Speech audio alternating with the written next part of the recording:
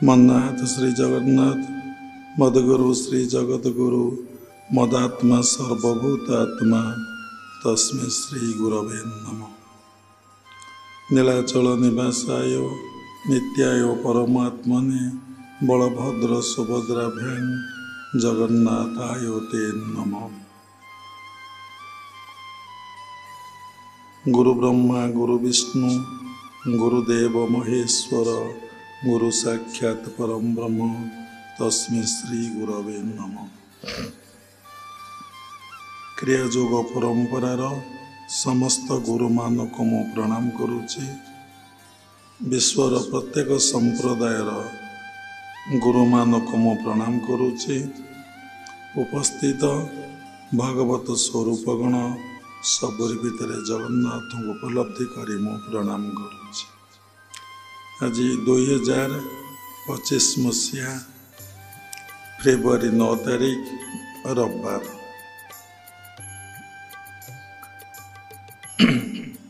प्रभुंकर एते बड़ दुनिया रे आमर आपणार किए?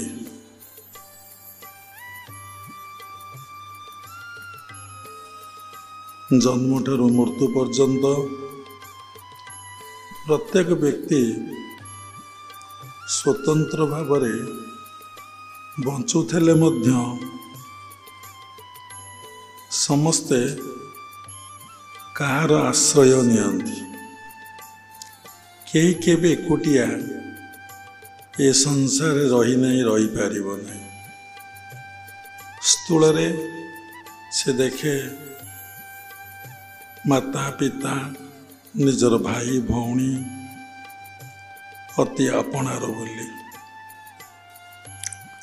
जेतेबेले बयस बढ़ी चले समाजर से बंचे से निजे देखे जो माँ आपणार से भी दिने आपणार हुए नहीं। कारण मार निश्चिंत दिने मृत्यु हम, पितांकर दिने मृत्यु हम, आओ भाई भौणी जी रहिले बा स्त्री सेमानकु जेतिके भल कथा कहिबे अर्थात तांको मन जहाँ चाहे यदि ता कहिबे तांको जोटी को भल लगे ताहले से आपणकर आपणार आपण भी तांकर आपणार। सेथेर जदि स्वार्थ रे व्यतिक्रम हुए तांको जीवन शैली उपर कौन प्रभाव पड़े सेमानकु कष्ट लगे दुख लगे। तेणु से आपणार हुंती नहीं विरोध करती शत्रु हो जाती। केतक ज्ञानी बुद्धिमान व्यक्ति साइलेंस हो जाती। तेणु आपण भावुथे आज जन व्यक्ति मो पाखु आसी मते मीठा कथा कहूची पूर्व जन्मर संस्कार मते साहाय्य करुची। कौन सी मानसिक हो आर्थिक हो शारीरिक साहाय्य सहयोग करुची। ये व्यक्ति जनक मोर आपणार। किछि वर्ष पर किछि मास पर किछि दिन पर देखिए से व्यक्ति ही आउ आपण रही नहीं, से आउ का रही जाइछि। निज जीवन अनुभूति अनुभवर कथा 41 वर्ष साधु जीवन रे केही आपणार नुहंती बोली केही निजर नुहंती बोली बोध हैला बोली प्रत्येक साधु संत माने गृहस्थाश्रम त्याग करी ब्रह्मचारी संन्यास आश्रम रही दिन अतिबाहित करती। सेठी क्या आपणार भावती से माने दुई जन को आपणार भावती निजर गुरु आओ इष्ट व भगवान को आपणार बोली भावती। जहाँकर गुरु भगवान एक बा इष्ट एक बोली बोध हुए से जन को आपणार बोली भावती। तेणु आपणार भाविबा एते सहज नुहे ସାଧାରଣ କଥା ନୁହେଁ। ସେ ମୋର, ମୁଁ ତାଙ୍କର, ସେ ମୋର। ଏବଂ ଯେଉଁଠି ଟିକେ ସନ୍ଦେହ ନଥାଏ, ସଂଶୟ ନଥାଏ, ପୂର୍ଣ୍ଣ ସମର୍ପଣ ଭାବ ଥାଏ ଏବଂ ପରସ୍ପର ଭିତରେ ସୁବୁଝାମଣା ଥାଏ। କେହି କାହାକୁ ସନ୍ଦେହ କରନ୍ତି ନାହିଁ, କେହି କାହାକୁ ସଂଶୟ କରନ୍ତି ନାହିଁ। ଉଭୟେ ପରସ୍ପର ସରଳତା ବା ସରଳ ଜୀବନଯାପନ ଅତିବାହିତ କରନ୍ତି। ଦେଖିବେ ଏ ଦୁନିଆରେ କିଏ ଆପଣାର? ଯେଉଁଠି ସ୍ୱାର୍ଥ ଅଛି, ମମତା ଅଛି, ମାୟା ଅଛି, ସେଇଠି ଭଲ ପାଇବାଟା ଅଛି। ଯେଉଁଠି ସ୍ୱାର୍ଥ ନାହିଁ, ମମତା ନାହିଁ, ମାୟା ନାହିଁ, ସେଇଠି ଭଲ ପାଇବାଟା କଟିଯାଏ। ତେଣୁ ଏତେ ବଡ଼ ଦୁନିଆକୁ ଆସି ମଣିଷ କାହାକୁ ସବୁଦିନ ପାଇଁ ଆପଣାର କରିପାରେ ନାହିଁ। ଯେତେ ଧୋକା ଖାଇଲେ, ଯେତେ ଅସୁବିଧାର ସମ୍ମୁଖୀନ ହେଲେ, ଯେତେ ଲୋକ କଷ୍ଟ ଦୁଃଖ ଦେଇ ଚାଲିଗଲା ପରେ ମଧ୍ୟ ଲୋକ ଭଗବତ ମାୟାରେ ତା ମନ ଏତେ ଦୂର କବଳିତ, ଏତେ ଦୂର ଜର୍ଜରିତ, ପୁଣି ପୂର୍ବଜନ୍ମ ସଂସ୍କାରରୁ ତା ସଂସ୍ପର୍ଶରେ କିଏ ଆସିଲେ ପୁଣି ତାକୁ ସେ ଆପଣାର ବୋଲି ଭାବେ। ଜାଣିଥାଏ ପୁଣି ଆପଣାର ବୋଲି ଭାବେ। ଭଗବାନଙ୍କର ମାୟା ଏତେ ବଡ଼ ବିଚିତ୍ର। ସେଥିଲାଗି ଶାସ୍ତ୍ର ଲେଖା ଅଛି, ମାୟା ଯନ୍ତ୍ରିତ ସର୍ବଜନ ବ୍ରହ୍ମାଦି 14 ଭୁବନ। ମାନେ ବ୍ରହ୍ମଲୋକ ପର୍ଯ୍ୟନ୍ତ ବା ସତ୍ୟ ଲୋକ ପର୍ଯ୍ୟନ୍ତ ମାୟା ଲାଗିଛି। ଭୂଲୋକ, ଭୁବଲୋକ, ସ୍ୱଲୋକ, ମହଲୋକ, ଜନଲୋକ, ତପଲୋକ, ସହସ୍ରଡାଲା ସତ୍ୟଲୋକ, ସେ ପର୍ଯ୍ୟନ୍ତ ମଧ୍ୟ ମାୟା ଲାଗିଛି। ଭଗବାନ ବିଷ୍ଣୁ, ବ୍ରହ୍ମା, ଶିବଙ୍କୁ ମଧ୍ୟ ମାୟା ଲାଗିଛି। ମାୟା 3 ପ୍ରକାର। ଗୋଟେ ହେଉଛି ସାତ୍ତ୍ୱିକ ମାୟା, ଗୋଟେ ରାଜସିକ ମାୟା, ଗୋଟେ ତାମସିକ ମାୟା। ସାତ୍ତ୍ୱିକ ମାୟା କ'ଣ? ନା ବ୍ୟକ୍ତି ଆଶ୍ରମ କରିବେ, ସତ୍ସଙ୍ଗ କରିବେ, ଭଗବାନଙ୍କୁ ଭଜନ କୀର୍ତ୍ତନ କରିବେ, ଲୋକମାନଙ୍କର ସେବା କରିବେ, ଲୋକମାନଙ୍କୁ ଖାଇବାକୁ ଦେବେ, ବସ୍ତ୍ର ଦେବେ, କେତେକ ଟଙ୍କା ପଇସା ସାହାଯ୍ୟ ସହଯୋଗ କରନ୍ତି। କିଛି କାମନା ନଥାଏ, କିଛି ବାସନା ନଥାଏ। କେତେକ ସାଧୁଙ୍କର ସେଥିରେ 2ଟା କଥା ଥାଏ। ଗୋଟେ କ'ଣ ଥାଏ ନା ଗୋଟେ ପ୍ରତିଷ୍ଠା ଲାଳସା ଥାଏ। ଲୋକ ମୋତେ ଚିହ୍ନନ୍ତୁ, ଲୋକ ମୋତେ ଜାଣନ୍ତୁ, ମୁଁ ଜଣେ ଏଇଭଳି ବ୍ୟକ୍ତିତ୍ୱ। ଆଉ କ'ଣ ହୁଏ ନା ବହୁତ ସାଧକଙ୍କର ଯଶ ପ୍ରତି ଇଚ୍ଛା ଥାଏ। ବହୁତ ସାଧକଙ୍କର ମାନେ ଗୋଟେ ଦେଖେଇ ହେବା ଭଳି ପ୍ରକୃତି ଥାଏ, ସ୍ୱଭାବ ଥାଏ। ଖୁବ୍ କ୍ୱଚିତ ସାଧକଙ୍କର ଯେଉଁଟା ସାତ୍ତ୍ୱିକ ମାୟା, ସେମାନେ ଆତ୍ମବୋଧରେ ସମସ୍ତଙ୍କର ସେବା କରନ୍ତି।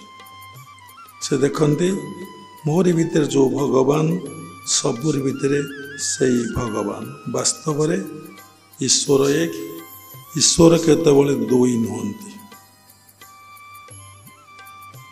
ଯଦି ସବୁରି ଭିତରେ ଏକ ଈଶ୍ୱର, ଆପଣ ଯାହାକୁ ଦେଖନ୍ତୁ ସମସ୍ତେ ସେଇ ପରମାତ୍ମା ପରମବ୍ରହ୍ମ ଠାରୁ ସୃଷ୍ଟି, ସମସ୍ତେ ସେଇ ପରମାତ୍ମା ପରମବ୍ରହ୍ମଙ୍କର ଅଂଶବିଶେଷ, ସମସ୍ତେ ଏଇ ପରମାତ୍ମାଙ୍କ ଠାରୁ ଆସିଛନ୍ତି ଏବଂ ସମୟର ସ୍ରୋତରେ ସମସ୍ତେ ଦିନେ ସେଇ ପରମାତ୍ମା ପରମବ୍ରହ୍ମ ଠାରେ ଲୀନ ହେଇଯିବେ।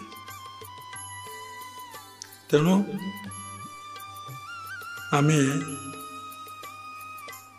ଏ ସୃଷ୍ଟିରେ କାହାକୁ ଆପଣାର ଦେଖିବା? କିଏ ମୋର ଆଉ ମୁଁ ତାଙ୍କର ଏକମାତ୍ର ଦେଖିବେ। ଗୁରୁ ଭଗବାନଙ୍କ ବ୍ୟତୀତ ଆପଣାର ଆଉ କେହି ନାହାନ୍ତି। ଯେଉଁଠିକି ଯିବେ, ଯେଉଁଠି ଅବସ୍ଥାପନ କରିବେ, ସେଇଠି ଦେଖିବେ ନିଶ୍ଚିନ୍ତ ଭାବରେ କ'ଣ ଅଛି ନା ମାୟା ଅଛି।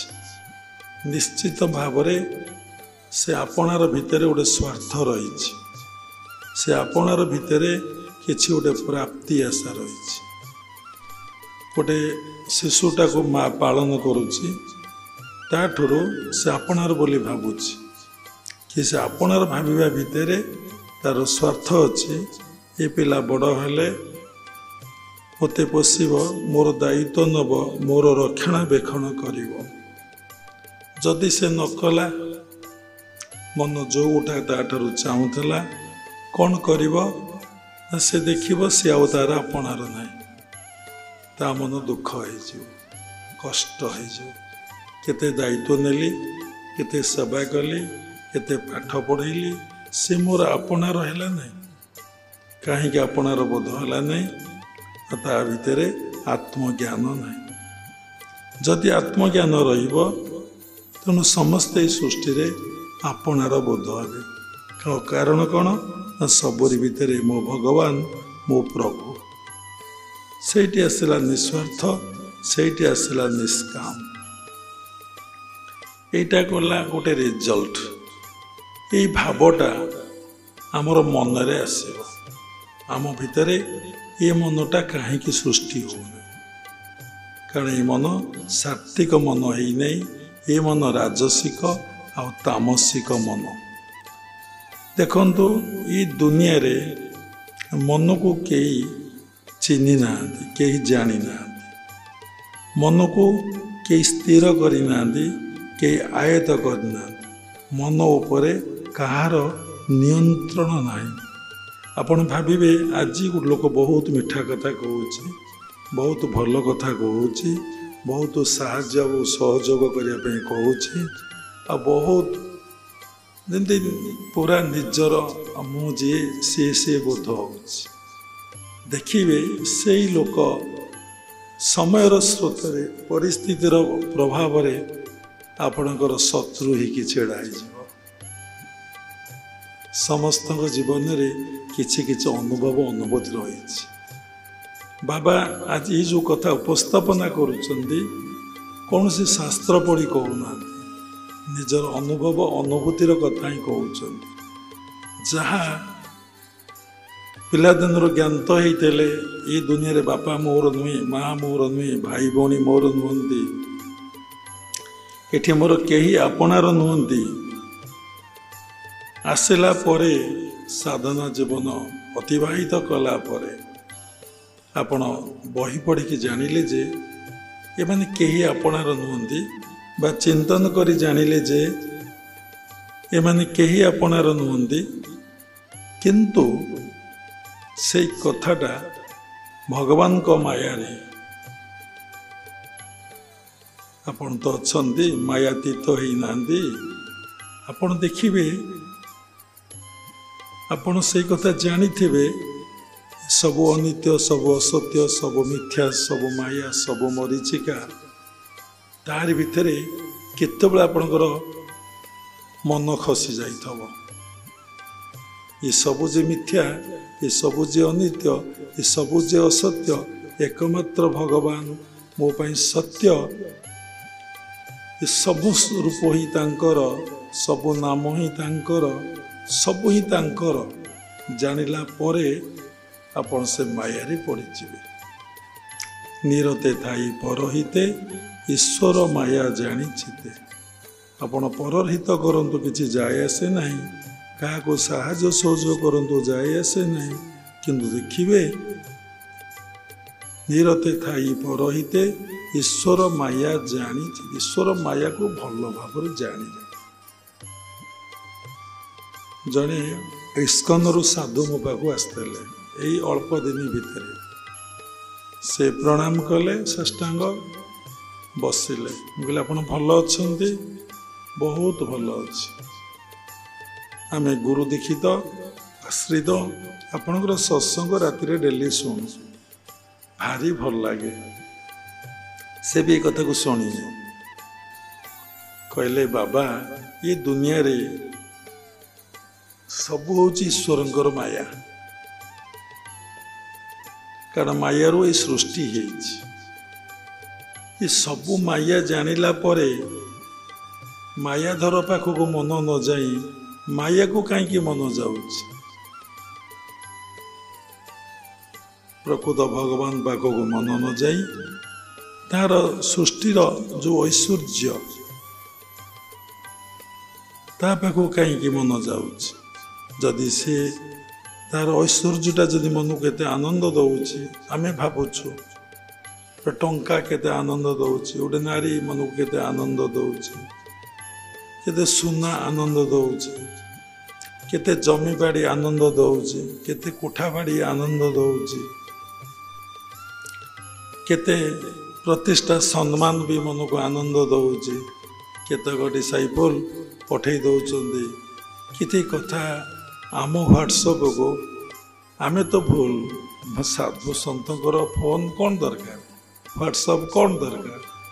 ସେମାନେ ତ ଅଜ୍ଞାନତା ଭିତରେ ଅଛନ୍ତି। ବାବା ଦେଖନ୍ତୁ ଆମର ସବୁ କେମିତି ଯଶ ସମ୍ମାନ ପ୍ରତିଷ୍ଠା ସବୁ ଆମେ ପାଉଛୁ ସଂସାରରେ, ପ୍ରତିଷ୍ଠା ସୁଖର ବିଷ୍ଠା ଏ କଥା ଜଣାନ। ଏ ଦୁନିଆରେ ଯେ ଈଶ୍ୱରକୁ ନ ପାଇ ଆଉ ଯାହା କିଛି ପାଇଥାଏ ତାହା ଯେ ଅନିତ୍ୟ, ତାହା ଯେ ଅସତ୍ୟ, ତାହା ଯେ ମିଥ୍ୟା, ତାହା ଯେ ମାୟା, ତାହା ଯେ ଇଲୁଜନ୍ ମରିଚିକା, ତାକୁ ଜଣା ନଥାଏ। ଆଉ ବାପାରେ ସେ କହିଲେ ଗୁରୁଦେବ କେମିତି ଈଶ୍ୱର ମାୟାକୁ ଅତିକ୍ରମ କରିବା, ଈଶ୍ୱରଙ୍କ ପାଖରେ ମନକୁ ନେବା? ଏ ପ୍ରଶ୍ନ ସମସ୍ତଙ୍କ ପାଇଁ, ତାଙ୍କ ପାଇଁ ନୁହେଁ। ଯେଉଁମାନେ ସଚେତନ ପ୍ରାଣୀ, ଅଚେତନ ପ୍ରାଣୀ ତ ସମସ୍ତେ। ସେଥିଲାଗି ବ୍ୟାସଦେବ କହିଲେ କଳ ଶୟନ ଭବନ୍ତୁ। ଏ କଳି ଯୁଗରେ ସମସ୍ତ ଲୋକ ଶୋଇ ପଡ଼ିଛନ୍ତି, କାହାର ମାନେ ନିଦ ଭାଙ୍ଗୁନାହିଁ। ତାକୁ ଭଲ ଭାଷାରେ କହିଲେ କେହି ଜାଗ୍ରତ ଅବସ୍ଥାରେ ନାହାନ୍ତି, ସମସ୍ତେ ଅଚେତନ, ସମସ୍ତେ ସ୍ଲିପ୍ ମୋଡ୍, ସମସ୍ତେ ଶୋଇଛନ୍ତି। ଯେତେବେଳେ ଆପଣ ଜାଗ୍ରତ ବି ଅଛନ୍ତି, ଶୋଇନାହାନ୍ତି ଶଯ୍ୟାକୁ ଯାଇ, ସେତେବେଳେ ଆପଣଙ୍କର ଶୋଇଛନ୍ତି। କାରଣ କଳ ଶୟନ ଭବନ୍ତୁ, ସମସ୍ତେ ଶୋଇପଡ଼ିଛନ୍ତି। ଅର୍ଥାତ୍ ଏ କଥାର ଅର୍ଥ କ'ଣ ନା କାହାରି ଭିତରେ ଜାଗ୍ରତ ଅବସ୍ଥା ବା ସଚେତନ ଅବସ୍ଥା ନାହିଁ। କ'ଣ ଜାଗ୍ରତ ସଚେତନ ନାହିଁ ନା ମୁଁ ସେଇ ଆତ୍ମା, ମୁଁ ଦେହ ନୁହେଁ ଦେହି, ମୁଁ ପରମାତ୍ମାଙ୍କର ଅଂଶ ବିଶେଷ, ମୁଁ ତାଙ୍କ ସୃଷ୍ଟିକି ଆସିଛି ତାଙ୍କରି ପିତ୍ୟାର୍ଥେ କର୍ମ କରିବି, ଆଉ କିଛି କରିବି ନାହିଁ। ଆପଣ ଭାବିବେ ଯଦି ଈଶ୍ୱରଙ୍କ ପିତ୍ୟାର୍ଥେ କର୍ମ କରିବି ତାହେଲେ ମୋର କ'ଣ ଗୃହସ୍ଥ ଜୀବନ ହେଇପାରିବନି? ଗୃହସ୍ଥ ଜୀବନ ହେଇପାରିବ, ବ୍ରହ୍ମଚାରୀ ଜୀବନ ହେଇପାରିବ, ବାନପ୍ରସ୍ଥ ଜୀବନ ହେଇପାରିବ, ସନ୍ନ୍ୟାସ ଜୀବନ ହେଇପାରିବ। ସେ ପିଲା କହିଲେ ବାବା ଈଶ୍ୱର ମାୟାକୁ କେମିତି ଜାଣିବା ଭଲ ଭାବରେ? ଆମେ କହିଲୁ ଏଥିପାଇଁ ତିନୋଟି କଥା ତୁମକୁ କରିବାକୁ ପଡ଼ିବ। କ'ଣ ନା ପ୍ରଥମେ ତୁମେ ପ୍ରକୃତ ସାଧୁ ସଙ୍ଗ କର, ପ୍ରକୃତ ସାଧୁମାନଙ୍କର ସଙ୍ଗ କର, ଯେଉଁମାନେ ଈଶ୍ୱର ମାୟାଙ୍କୁ ଭଲ ଭାବରେ ଉପଲବ୍ଧି କରି, ଭଲ ଭାବରେ ଅନୁଭବ କରି, ସଂସାର ଭିତରେ ରହି ସେ ନାହାନ୍ତି ଭଳିଆ ଅଛନ୍ତି। କେମିତି ନା ସାରୁ ପତ୍ରରେ ପାଣି ଢଳ ଢଳ ହୁଏ, କେଉଁଥିରେ ଲିପ୍ତ ନାହିଁ। ଯେମିତି ପାଣି କୁଆ ପକ୍ଷୀ ପାଣିରେ ରହେ, ତାଠି ପାଣି ଲାଗେ ନାହିଁ। ଯେମିତି ପଙ୍କ ମାଛ, ପଙ୍କ ଭିତରେ ତୋରି ମାଛ, ତାଠି ପଙ୍କ ଲାଗେ ନାହିଁ। ସେଇଭଳି ଆପଣ ସାଧୁ ସଙ୍ଗ ଯିଏ କରିବେ, ପ୍ରକୃତ ସାଧୁ ଯିଏ କେବଳ ଭଗବାନଙ୍କ ପାଇଁ ଆସିଛନ୍ତି, ଧର୍ମ ଲାଭ କରିବେ ଆଉ ସମସ୍ତଙ୍କ ଭିତରେ ଧାର୍ମିକ ଚେତନାକୁ ଜାଗ୍ରତ କରାଇବେ, ଆଉ କିଛି କାମ ତାଙ୍କର ନାହିଁ। ତେଣୁ ଯେତେ ପାରୁଛ ସାଧୁ ସଙ୍ଗ କର। ଏ କଥା ଭଗବାନ ଭାଗବତରେ କହିଛନ୍ତି, ଏ ଜୀବ ସାଧୁ ସଙ୍ଗ ବିନୁ ଲଭି ନପାରେ ମୋର ତନୁ। ଯିଏ ମୋତେ ପାଇବାକୁ ଚାହୁଁଛି ସେ ସାଧୁ ସଙ୍ଗ କରୁ, ସବୁଦିନେ ସାଧୁ ସଙ୍ଗ କରୁ। ଆପଣ ଗୋଟେ କଥା ଦେଖିଥିବେ, जो लोक संस्पर्श आसवे तार प्रभाव आपण उपर निश्चिंत पड़ो, कारण जैसा संग तैसा रंग। हीन संगते हीन गति हसी कहती जदुपति। हीन संगत कले तुमर हीन गति अब प्रभु हसिकी कहते। पुणी कहते सत्संग स्वर्गवास असत संग नर्कवास। सत्संग कले आपण स्वर्ग। स्वर्ग अर्थ कौन? संपूर्ण सुखमय स्थिति, संपूर्ण आनंदमय स्थिति को स्वर्ग कहुए। दुख जंत्रणा कष्टमय स्थिति को नर्क कहुए। यदि सत सहित आपण संग हे आप सर्वदा आनंद रे। देखंतु जो लोक मुह सुखी जाइए, जो लोक मन रे दुख, जो लोक मन रे जंत्रणा, जो लोक मन रे कष्ट, साधना कले आप सब जापर। देखिए से लोक सत सहित ना, से लोक निश्चिंत भाव असत सहित रही। असत चिंता और प्रकाश हुए फेस रे मुहर। तेना आप देखले जापर अरे बाबा रे बाप ये संसार बोझ सबुजाक मुंडे यही संसार को नहीं जीव एवं सबू तो अतिथि एठा को आसी ये सबू मोर मोर मोर मोर कही सारे। किंतु जमती बाहर को गले आम बैग टे नहीं जाऊँ, बेसी दिन जा बड़ बैग,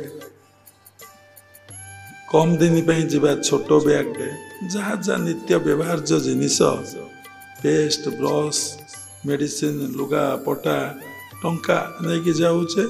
आजिकल समस्त गोटे होगा आग औषधटा देख से ब्यागे अच्छी कि ना। हारी बाप रे बाप एत दूर हो जाए समस्ते रोगग्रस्त, समस्त मानसिक अस्थिरता, समस्त मु तो खाइल नहीं फंक्शन होता बाबा पेटर गैस हो जाए देख ये बाबाजी मान तो खाई ना कि जलखिया भी खाई ना किसी भी जहाँ मध्याह्न पाई ताकर कौन गैस ना थमर खाली गैस। वायु सृष्टि हो कौन कहीं वायु सृष्टि है पंचभूतर वायु गोटे भूत पंचभूत ये शरीरटा गठित। तेमें पंचभूत को नियंत्रण आयत कर पंचभूत को अतिक्रम कर तुम्हें जापर तेमें जीवबोध अवस्था रोच। तुम्हें आत्मबोध अवस्था रोन जीवबोध अवस्था कौन जना ना आत्मबोध अवस्था कौन जना नहीं। कारण आम साधु संग करूने आम सत्संग आश्रय नौने आम साधना करूने आम स्वाध्याय करूने। चारिटी कर्म प्रत्येक दिन लोक कर 4S साधु संग कर सत्संग कर स्वाध्याय कर आ साधना कर 4S।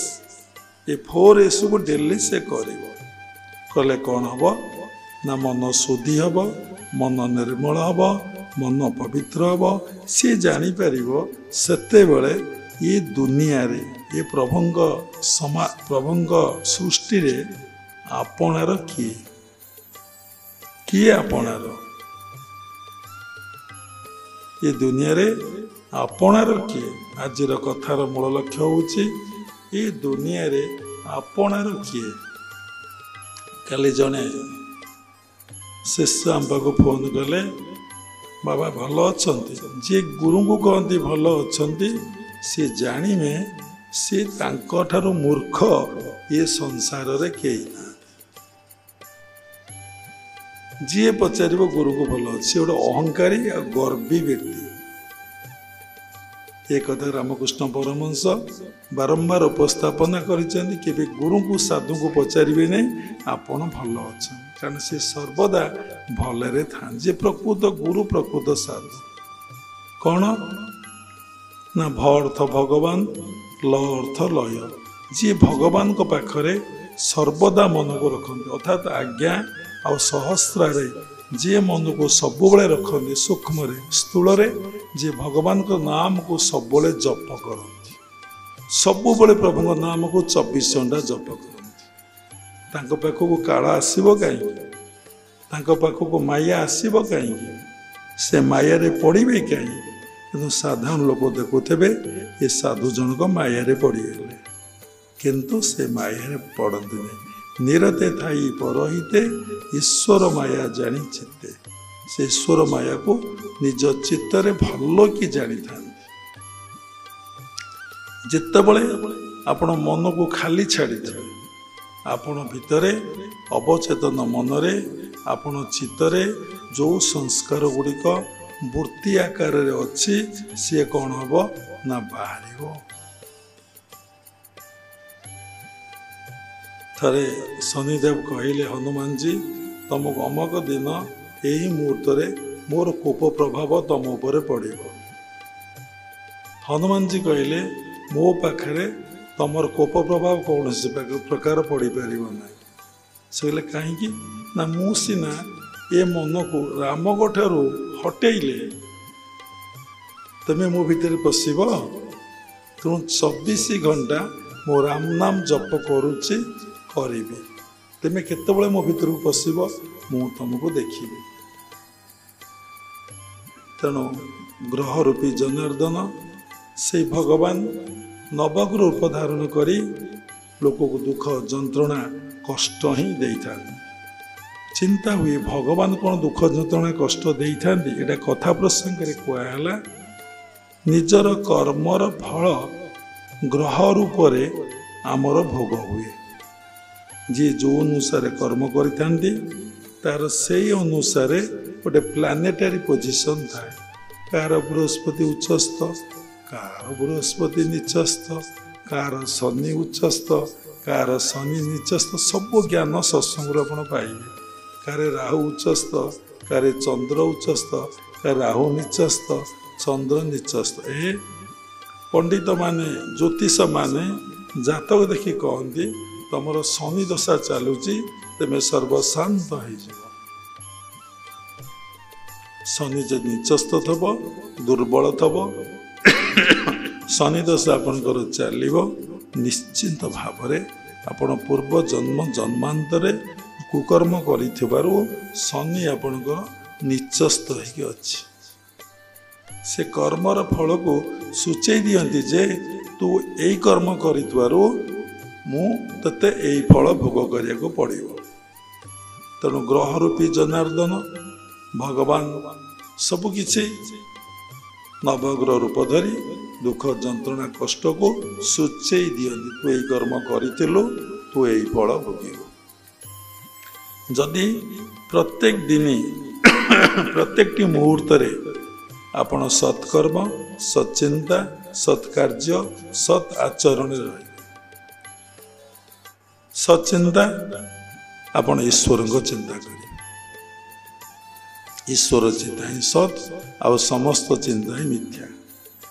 ସତ୍କାର୍ଯ୍ୟ ଈଶ୍ୱରଙ୍କ ପ୍ରୀତ୍ୟାର୍ଥ କରିବା କାର୍ଯ୍ୟକୁ ସତ୍କାର୍ଯ୍ୟ। ଫୁଲ ଗୁନ୍ଥିବି, ପ୍ରଭୁଙ୍କ ଦରବାର ଝାଡ଼ୁ ମାରିବି, ପ୍ରଭୁଙ୍କର ବାସନ ମାଜିବି, ପ୍ରଭୁଙ୍କ ପାଇଁ ଫୁଲ ତୁଳସୀ ତୋଳିବି, ପ୍ରଭୁଙ୍କୁ ପାଇଁ ଚନ୍ଦନ ଘୋରିବି, ପ୍ରଭୁଙ୍କୁ ଗାଧେଇ ଦେବି, ପ୍ରଭୁଙ୍କୁ ଶୃଙ୍ଗାର କରିଦେବି, ପ୍ରଭୁଙ୍କୁ ବସ୍ତ୍ର ଦେବି, ପ୍ରଭୁଙ୍କୁ ନୈବେଦ୍ୟ ଲଗେଇବି, ପ୍ରଭୁଙ୍କ ନାମକୁ ଜପ କରିବି, ପ୍ରଭୁଙ୍କୁ ଧ୍ୟାନ କରିବି, ପ୍ରଭୁଙ୍କୁ ସ୍ତୁତି କରିବି, ପ୍ରଭୁଙ୍କ ପ୍ରୀତ୍ୟାର୍ଥେ ଭଜନ କୀର୍ତ୍ତନ କରିବି। ଏଇଟା ସବୁ ସତ୍ କାର୍ଯ୍ୟ। ଆଉ ସବୁରି ଭିତରେ ମୋ ପ୍ରଭୁଙ୍କୁ ଉପଲବ୍ଧି କରି ଅନୁଭବ କରି ମୁଁ ଭଗବତ ବୋଧରେ ମାଧବ ବୋଧରେ ସମସ୍ତଙ୍କର ସେବା କରିବି।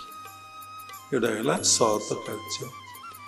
ସତ୍ ଚିନ୍ତା କେବଳ ଈଶ୍ୱର ଚିନ୍ତା। କ'ଣ ନା ତାଙ୍କୁ ବସି ଭାବିବ, ତାଙ୍କଠାରୁ ମନ କେବେ ଅଲଗା କରିବ ନାହିଁ, ତାଙ୍କଠାରୁ କେବେ ବିସ୍ମରଣ ହେବ ନାହିଁ ସଂସାର ଭିତରେ ରହିକି।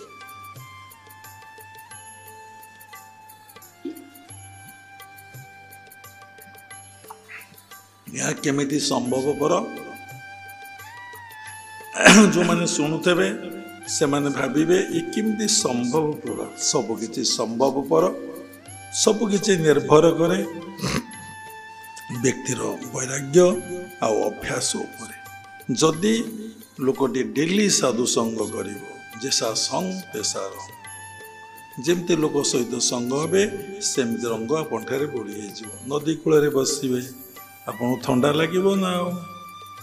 ନିଆଁ ଭାଟି ପାଖରେ ବସିବେ ଆପଣଙ୍କୁ ଗରମ ଲାଗିବ ନା ଆଉ। ଯେଉଁଠି ସତ୍ସଙ୍ଗ ହେଉଛି ସେଠି ବସିବେ ଆପଣ ଭିତରେ ମନ ଉପରେ ସତ୍ସଙ୍ଗର ପ୍ରଭାବ ପଡ଼ିବ ନା ଆଉ। ଯେଉଁଠି ଦୁର୍ନୀତି କରପସନ୍ କଥା ଚାଲିଛି ସେଠି ବସିବେ ତାର ପ୍ରଭାବ ଆପଣ ଉପରେ ପଡ଼ିବ। କେମିତି ପଡ଼େ ନା ମନ ସବୁବେଳେ ସଫେଦ, ସବୁବେଳେ ଧଳା, ତାର ନିର୍ଦ୍ଦିଷ୍ଟ ରୂପ କିଛି ନାହିଁ। ସେ ଯେଉଁ ରୂପରେ ରଙ୍ଗେଇ ହେବ ସେ ରଙ୍ଗ ତାଠି ଲାଗିଯିବ। ସତ ଦେହରେ ଗଡ଼ିଗଲେ ସତ ହେଇଯିବ, ଅସତ ଦେହରେ ଗଡ଼ିଗଲେ ଅସତ ହେଇଯିବ। କିନ୍ତୁ ଏଇଠି ପ୍ରଶ୍ନ ଉଠେ, ମନକୁ ଯିଏ ଅତିକ୍ରମ କରି ଚାଲି ଯାଇଛି ମନରେ ନାହିଁ, ମନ ତାର କେଉଁ ରଙ୍ଗରେ ଆଉ ରଙ୍ଗେଇ ହେବ ନାହିଁ। ସେ ଜାଣିଛି ଏଇଟା ସତ ଏଇଟା ଅସତ, ତାକୁ ସେ ଅତିକ୍ରମ କରି ଯାଇଛି। Mind is blind, mind can not ଜଜ୍ ପ୍ରପରଲି। ସବୁବେଳେ ଆପଣ ମନରୁ ଅତୀତ ହେଇଯାଆନ୍ତୁ, ଏ ମନଟାକୁ ଭଗବାନଙ୍କୁ ଦେଇଦିଅନ୍ତୁ। ମନ ଅର୍ଥ କ'ଣ? ଜନ୍ମ ଜନ୍ମାନ୍ତରର ସଂସ୍କାର ଗୁଡ଼ିକୁ ମନ କୁହାଯାଏ, ବା ସଂକଳ୍ପ ବିକଳ୍ପ ବୃତ୍ତି ଗୁଡ଼ାକୁ ମନ କୁହାଯାଏ। ଥଟ୍ସ ଇଜ୍ ମାଇଣ୍ଡ, ସମସ୍ତ ଚିନ୍ତା ସମୂହକୁ କ'ଣ କୁହାଯାଏ ନା ମନ କୁହାଯାଏ। ଯିଏ ଯେମିତି କର୍ମ କରି କରି କରି କରି କରି ଆସିଛି ତାର ସେଇ ସଂସ୍କାର ଗୁଡ଼ିକ ତାରି ଚିତ୍ତରରେ ବୃତ୍ତି ଆକାରରେ ଷ୍ଟୋର ହେଇକି ଅଛି। ଯେମିତି ଆମେ ପରିଶ୍ରମ କରି ଭୌତିକ ଜଗତରେ ଟଙ୍କା ପଇସା ରୋଜଗାର କରି ତା ଦ୍ୱାରା କେତେ ଗୁଡ଼ିଏ ଜିନିଷ କିଣି ଆମେ ଘର ଭିତରେ ରଖିଛେ। ଚାହିଁଲେ ତାକୁ ବାହାର କରିବା, ଚାହିଁଲେ ତାକୁ ଦେଖିବା, ଚାହିଁଲେ ତାକୁ ସାଇତିକି ରଖିବା। ସୁନା କିଣିଛେ, ଜମି କିଣିଛେ, ବିଭିନ୍ନ ମ୍ୟାଟେରିଆଲ ସବୁ କିଣିଛେ, ସେଟା ସବୁ ଷ୍ଟୋର ହେଇ ଆମର ଘର ଭିତରେ ଅଛି। ସେଇ ସଂସ୍କାରର ଫଳ ଗୁଡ଼ିକ ସବୁ ଚିତ୍ତରେ ଷ୍ଟୋର ହେଇ ଅଛି।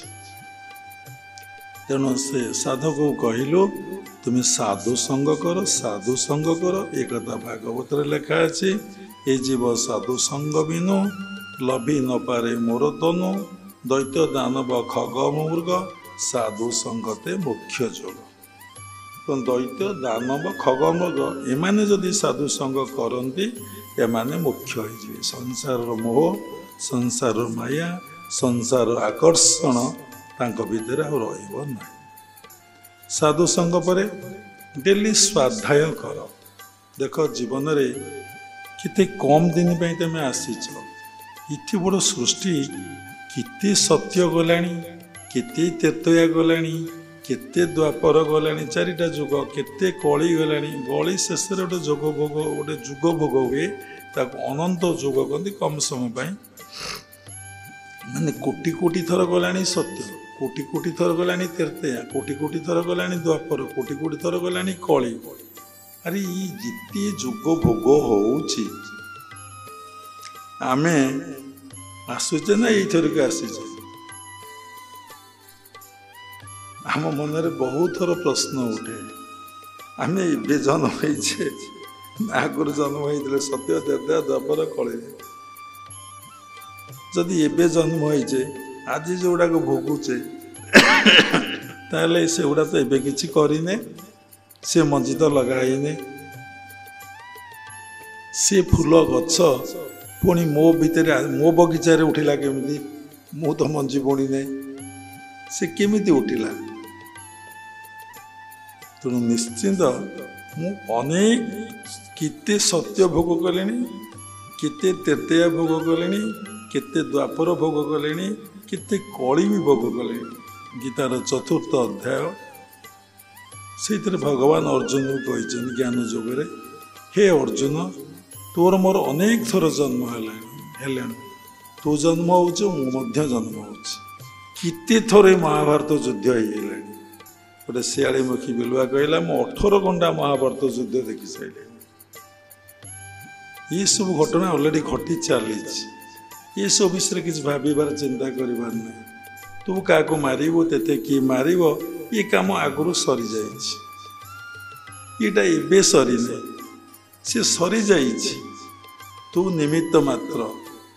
ତୁ ଜାଣିପାରୁନୁ କାହିଁକି ନା ତୁ ମାୟା ଦ୍ୱାରା ଆଚ୍ଛନ୍ନ। ତୁ ମାୟାକୁ ଅତିକ୍ରମ କରିପାରିଲେ ତୁ ଯାଇକି ଦେଖିପାରିବୁ तोर जन्म जन्मांतर कथा तुम भागवत अच्छी माया को केमी अतिक्रम कर मन कृष्ण पादे देले ये माया न लाग ही भले तुम बिना साधना रे ये माया को तुम्हें अतिक्रम कर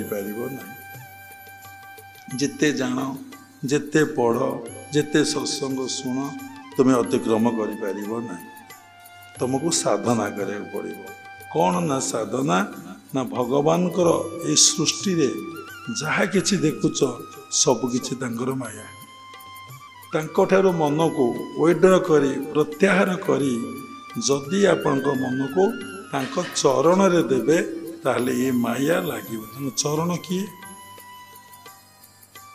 कहले बहुत बहुत समय गोटे कथार पलैब समय आपणार किए आपणा लोकर डाक से शुणती तेल ठाकुरे केवल आपणा लोकर डाक शुणती आउ कार डाक शुणवे कि लोक जिते डाकुचे डाकू जमा शुणु भौतिक दुनिया देखुन जी जार आपणार ताकू जे सी जो कथा कहे भाई अमुक जगह जावा ना चल आपणार बा जदि आपणार न बहुत काम अच्छी व्यस्त अच्छी देखा तुम तो कहल मु तो शुणिली हौ हौ हौ माने कि चालबाज क्या पाखे तुम पैसा किसी दरकार अच्छी जी आपणार लोक ताको कही हुए ना भाई मत 50,000 कि लक्ष्य दब जे बाबा आश्रम अनेक शिष्य भक्त आसुचन समस्त को आश्रम भगवान पिता अर्थे आश्रम उन्नति आश्रम उन्नति बोले आपणकर उन्नति भगवान पिता अर्थे आपणकर कर्मफल को क्षय करने कर्मफल को खंडन करने आपण भीतर सुपारब्ध को सृष्टि करने साधु भिक्षा करते कि आपण मैंने जापारती नहीं जहाँ आप निज घर करती बंधुबांधव करती निज करती ताको साथी नहीं जापारती जहाँ समस्त करते जो कामना वासना न थाए साधु गुरु भगवान करती से कर्मर फल को आपण साथी नहीं जाते बहुत लोग भावती धन दान द्वारा धन क्षय हो जाए शास्त्र ता मना करिछि दान द्वारा धनर परिमाण वृद्धि पाइबारे लगे एग्जाम्पल आपण बहुत धन रखिछन कहीं मु तो संचय करली काली 99 थला आज जोड़िली 100 कि 1000 थला जोड़ी देली 2000 बहु लोग संसार जोड़ती खूब कम लोग ये संसार वियोग करते आज मिल दियो खर्च कर दियो वियोग देखो सब खर्च कर दियो एग्जाम्पल आम जमती आम लाइफटा काटी काटी आसी शेष भाग में पहुँची गल केबे टंका देखिले बापा सकाळु संध्या जाए टंका किमिति संध्या बेल भितर आम पुणी फकेर दिन सारा प्राचुर्य भितर रहिलु संध्या हेले ताको सब भागवत सेवारे माधव सेवारे मानव सेवा एक्चुअली सेवा हूँ जड़े सी हूँ माधव बा भगवान सबुरी भितर भगवान ना मरला लोकर कौन कौड़ी सेवा करा जाए ताको लगेदेलु आ कौन अच्छे पुणी जो फकीर से फकीर तेणु तुम्हें कौन कर गोटे कथार आसला साधु संग पर माने स्वाध्याय स्वाध्याय करे को समय कहीं किते बाधा विघ्न प्रतिबंधक लोक खटिब दि पैसा रोजगार करिब से खाइब ता परिवार लोक खाइबे आउ पुणी संचय करिब रोगग्रस्त हम बाहब पोछ कोठा बाड़ी कर सी स्वप्न देखुची ना जमी तेली लोकटी घी टीनटे मुंडे तेल टीनटे मुंडे चलुला मने मने स्वप्न देखती जो मैंने मन को खाली देखी रखती से माने विभिन्न कथा मन भीतर को भासी आसे पूर्व जन्मर संस्कार ये जगत जहाँ दृश्य देखती सबू मन को भासे कुआड़े कुआड़े नहीं पुरेब जे मन को जापारी से आनंद हम अरे कौन सब घटना घटुची मन मन देखुची तेल बिक्री कर बड़ व्यवसायी भी कोठा करी मोर पुओ हम मोर गाड़ी घोड़ा हम मोर चाकर बाकर हम ଯେତେବେଳେ କହି ବାପା ଖାଇବେ ଆସ, ମୁଁ ଖାଇବି ନାହିଁ, ଫୋପାଡ଼ି ଦେବି ତେଲ, ତେଲକୁ ମୁଣ୍ଡେଇକି ଯାଉଛି ନା, ତାର କ'ଣ ମନେ ଅଛି ଯେ ମୁଁ ତେଲ ମୁଣ୍ଡେଇଛି ବୋଲି?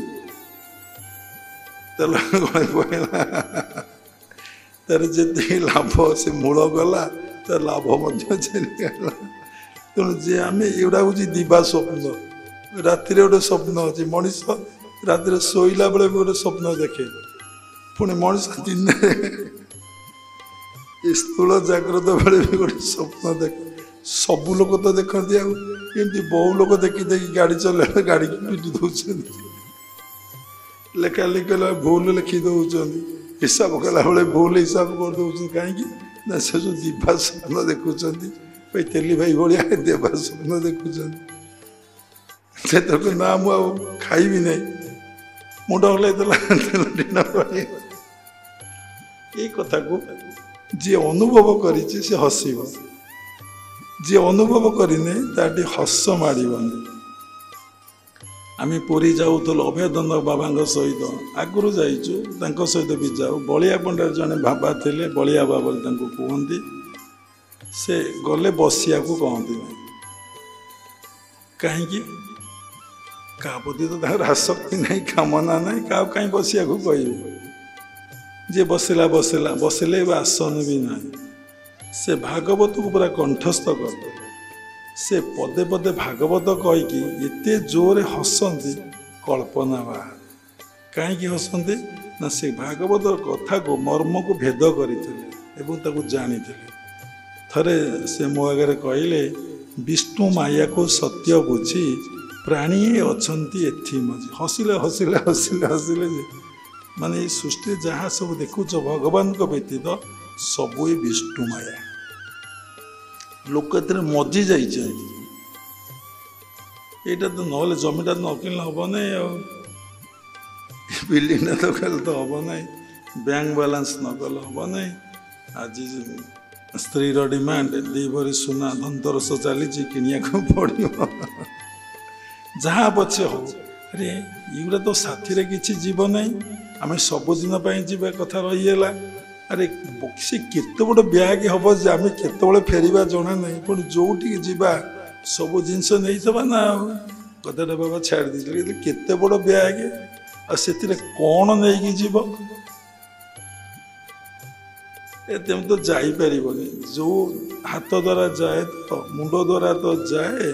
ଏବେ ସବୁ ହେଇଯାଇଛି ମୋବାଇଲରେ ଟ୍ରାନ୍ସଫର ସବୁ ହେଇଯାଉଛି, ପଇସା ଯେମିତି। ଆଉ କ'ଣ ପଇସା ନେଇକି ଯାଉଛନ୍ତି? ସବୁ ମୋବାଇଲରେ ଟ୍ରାନ୍ସଫର ହେଇଯାଉଛି। ଆମେ ଆସୁଥିଲୁ, ବାଟରେ ଜଣେ କହିଲେ ଫଙ୍କସନ୍ ପାଇଁ 50,000 ଦେଇଦେଲେ, ଜଣେ 2,000 ଦେଇଦେଲେ, ଜଣେ 1,000 ଦେଇଦେଲେ। ଆରେ ବା, କେତେ ବଡ଼ ଆଶ୍ଚର୍ଯ୍ୟ କଥା! ଏ ସବୁ ଟ୍ରାନ୍ସଫର ଦୁନିଆ, କାହା ପାଖରେ ଅର୍ଥ ନାହିଁ, କିନ୍ତୁ ସବୁ ବେପାର ସବୁ କାମ ଚାଲିଛି। ତମ ଦୋକାନରେ ଜିନିଷ ଏତିକି ହେଲା, ତମ ନମ୍ବର କୁହ, କ'ଣ ଏମିତି ଦେଖେଇ ଦେଉଛନ୍ତି, ଲାଇଟ୍ ହେଇଯାଉଛି, ଛାଡ଼ି ଦେଉଛୁ। ଛାଡ଼ନ୍ତୁ, ଆମେ ତ ସେ କଥା ଶିଖିନୁ, ଜାଣିନୁ। ତେଣୁ ଏ ଦୁନିଆରେ ଆପଣାର କେତେ ଦିନ ଆପଣ କାହାକୁ ବାନ୍ଧିକି ରଖିପାରିବେ? ଦେଖନ୍ତୁ, ନିଜର ସ୍ତ୍ରୀ ହେଉଛି ସମସ୍ତେ ଆପଣାର। ବାହା ହେଲା ପରେ ସତରେ କ'ଣ ସ୍ତ୍ରୀ ଆପଣାର ଏଇ କାହାର ରହୁଛି? ଯଦି ଆପଣାର ହିଁ ରହୁଛି, କଳି କାହିଁ 2 ଜଣ ଭିତରେ ହେଉଛି? ବାଡ଼ିଆ ବାଡ଼ି କାହିଁ ହେଉଛି? ଆରେ କଳି ବାଡ଼ିଆ ବାଡ଼ି ତ ଗୋଟେ ମାଇନର କଥା। ଏଇ ଡିଭୋର୍ସ କେସ୍ ଏତେ ହେଉଛି ଯେ ମାନେ ପୋଲିସ ଆଉ ଓକିଲ, ବାପାରେ ବାପ, କୋର୍ଟରେ ମିଳୁନି ଜାଗା। ତାହେଲେ ଆପଣାର କ'ଣ? ପୁଣି ବାପ ପୁଅ ଭିତରେ ବି ଲଢ଼େଇ ହେଉଛି, ଭାଇ ଭାଇ ଭିତରେ ହେଉଛି, ସ୍ୱାମୀ ସ୍ତ୍ରୀରେ ଭିତରେ ହେଉଛି, ଚାକର ମାଲିକ ଭିତରେ ହେଉଛି। ଆମେ ଏଇ ଦୁନିଆରେ 41 ବର୍ଷ ସାଧୁ ଜୀବନ ଭିତରେ କହିବାଟା ଭୁଲ। ଲୋକ ତ ବୁଝିପାରିବେ ନାହିଁ, ଆଗ ନେଗେଟିଭଟାକୁ ଦେଖିବେ, ପଜିଟିଭଟାକୁ ଦେଖିବେ ନାହିଁ। ଯେଉଁମାନେ ଧାର୍ମିକ ବ୍ୟକ୍ତି ସବୁବେଳେ ପଜିଟିଭ ଥଟ୍ସ ରୁହନ୍ତି, କେତେକ ପଜିଟିଭ ଥଟ୍ସରୁ ଉର୍ଦ୍ଧ୍ୱକୁ ପଳାନ୍ତି, ସେମାନେ ଦେଖନ୍ତି ସବୁ ଈଶ୍ୱର କୃତ୍ୟ। ଏ ସୃଷ୍ଟିରେ ସତରେ ଗୋଟିଏ ଶକ୍ତି କାମ କରୁଛି। ଯେମିତି ମହାଭାରତ ଯୁଦ୍ଧରେ ବେଲାଳ ସେନ ଦେଖିଥିଲା, ଗୋଟିଏ ଚକ୍ର ଏପଟୁ ସେପଟୁ ଯାଉଛି, ସେପଟୁ ଏପଟେ ଅର୍ଜୁନ କିଛି କରିନାହିଁ, ଦୁର୍ଯ୍ୟୋଧନ କିଛି କରିନାହିଁ, ଭୀଷ୍ମ କିଛି କରିନାହିଁ, ପଞ୍ଚୁପାଣ୍ଡବ କିଛି କରିନାହାନ୍ତି, କୌରବଗଣ କିଛି କରିନାହାନ୍ତି। ଯେତେବେଳେ ସାଧନା କରି କରି ଆପଣଙ୍କର ମନ ଆଜ୍ଞାରେ ରହିବ, ଆଜ୍ଞାର ଉର୍ଦ୍ଧ୍ୱରୁ ସହସ୍ରାକୁ ଯିବ, ସେତେବେଳେ ଆପଣ ଦେଖିବେ ଗୋଟିଏ ଶକ୍ତି ସବୁ କାମକୁ ବିଭିନ୍ନ ରୂପରେ, କେତେବେଳେ ସ୍ତ୍ରୀ ରୂପରେ, କେତେବେଳେ ନାରୀ ରୂପରେ, କେତେବେଳେ ଝିଅ ରୂପରେ, କେତେବେଳେ ପୁଅ ରୂପରେ, କେତେବେଳେ ଚୋର ରୂପରେ, ଆରେ ତ କେତେବେଳେ ପଶୁପକ୍ଷୀ ରୂପରେ, ଆପଣ ତ ଖାପା ହେଇଯିବେ ଭଗବାନଙ୍କ ଲୀଳାକୁ ଦେଖିକି। କେତେବେଳେ କେଉଁ ରୂପରେ ଆପଣଙ୍କ ପାଖରେ ଯେ ଉପସ୍ଥିତ ହେଇଯିବେ ଯେ ତାର ଠିକ୍ ଆଉ ଠିକଣା ନାହିଁ। ତା କହନ୍ତି ପ୍ରାରବ୍ଧ। ପ୍ରାରବ୍ଧ ଅର୍ଥ କ'ଣ ନା ତମ କୃତକର୍ମର ଫଳକୁ ପ୍ରାରବ୍ଧ କହନ୍ତି। କେତେବେଳେ ତୁମର କେଉଁ ଜନ୍ମର କର୍ମର ଫଳର ପ୍ରଭାବରେ କିଏ ଆସି ତମ ପାଖରେ ଉପସ୍ଥିତ ହେଇଯିବେ, ତୁମେ ତାକୁ ଦେଖିବାର ଅଛି ଏବଂ ସଚେତନ ହେଇ ଦେଖିବାର ଅଛି। ତୁମେ ସେଥିରେ ମର୍ଜ କରିଯିବାର ନାହିଁ। ଜାଣ ବହୁତ ଟଙ୍କା ମିଳିଲା, ମର୍ଜ କରିଗଲେ ଅସୁବିଧାରେ ପଡ଼ିବ। ନାରୀ ମିଳିଗଲେ ଅସୁବିଧାରେ ପଡ଼ିଯିବ ଖରାପ ଦୃଷ୍ଟିରେ ଦେଖିଲେ। କି ଭଲ ଲୋକ ପଡ଼ିଗଲେ ତାଙ୍କର ଖରାପ ବ୍ୟବହାର, ଖରାପ କଥା କହିଲ, ସେ ଦୂରେଇକି ପଳେଇବେ। ପ୍ରାରବ୍ଧରୁ ମିଳିଛି ନା, ତାର ମିସ୍ୟୁଟିଲାଇଜ୍ ଯଦି କରିଦେବ ତମ ଅସୁବିଧାରେ ପଡ଼ିଯିବ। ତେଣୁ ସମୟ କାହିଁ, ଗୋଟେ କଥାରେ କୁଆଡ଼େ କଥା ଚାଲିଗଲାଣି ତାର ଠିକ୍ ଆଉ ଠିକଣା ନାହିଁ। ସମୟ ଯେ କାହିଁ ଶାସ୍ତ୍ର ଅଧ୍ୟୟନ କରିବ। ପ୍ରଥମ ମୂଳ ଶାସ୍ତ୍ର ହେଉଛି ବେଦ। ତାକୁ କେହି ପଢ଼ିକି ବୁଝିପାରିବେନି। କେହି କହିଦେବାଟା ଭୁଲ ହେଉଛି। କ୍ୱଚିତ୍ କିଏ ଜଣେ ଯାହାର ସଂସ୍କୃତ ସାଂସ୍କ୍ରିଟ ନଲେଜ ଥିବ, ପୁଣି ଯାଇତାଇ ସାଂସ୍କ୍ରିଟ ନଲେଜ ରହିବ। ସଂସ୍କୃତରେ ଯିଏ ସ୍କଲାର ଟ୍ୟାଲେଣ୍ଟ ହେଇଥିବ, ପଣ୍ଡିତ ବିଦ୍ୱାନ ହେଇଥିବ, ଗୋଟିଏ ଶବ୍ଦକୁ ଯଦି ସେ ବ୍ୟାଖ୍ୟା କରିବ, ମାସ ମାସ ତାକୁ ସନ୍ଧି ବିଚ୍ଛେଦ କରିବ, ପଳାଇବ। ସେଥିଲାଗି ବେଦକୁ ସରଳୀକୃତ କରି ବେଦାନ୍ତ କରାଗଲା, ବେଦାନ୍ତକୁ ସରଳୀକୃତ କରି ଗୀତା କରାଗଲା, ଗୀତାକୁ ସରଳୀକୃତ କରି ଭାଗବତ କରାଗଲା, ଭାଗବତକୁ ଆଉ ସରଳୀକୃତ କରିହେଲାନି।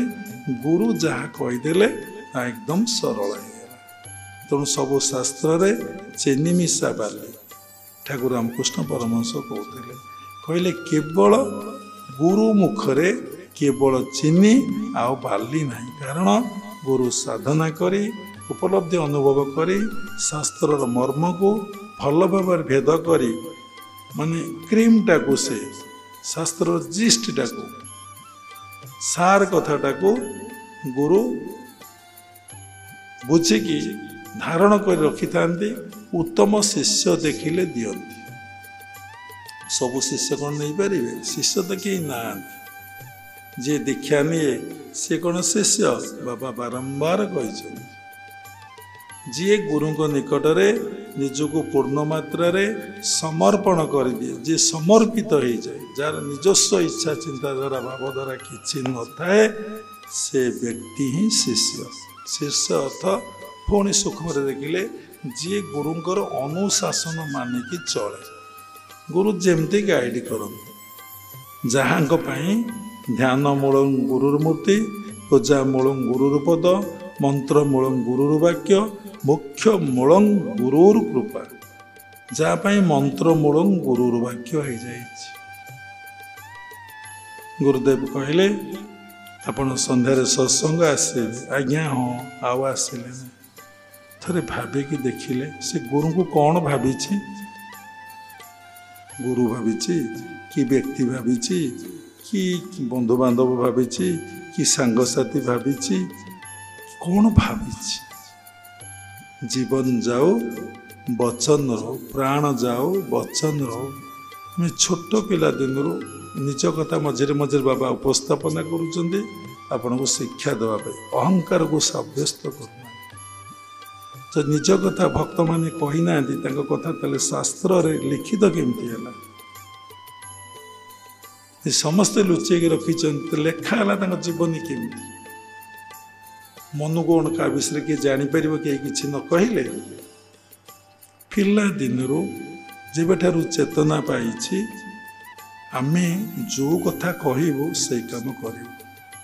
ସାଥେ ସାଥେ ଯେତେ ଶୀଘ୍ର ଏ ମେସିନ୍ ଦ୍ୱାରା ଷ୍ଟେପ୍ ନେବ ନେଇଯିବୁ, ଇମିଡ଼ିଏଟ୍। ବହୁତ ଥର ଭାବିଲି ଏ ମନର ଚଞ୍ଚଳତା, ଏ ମନର ପାଗଳା। ଏ ପ୍ରଶ୍ନର ଉତ୍ତର ମୋତେ କେହି ଦେଇପାରିଲେ।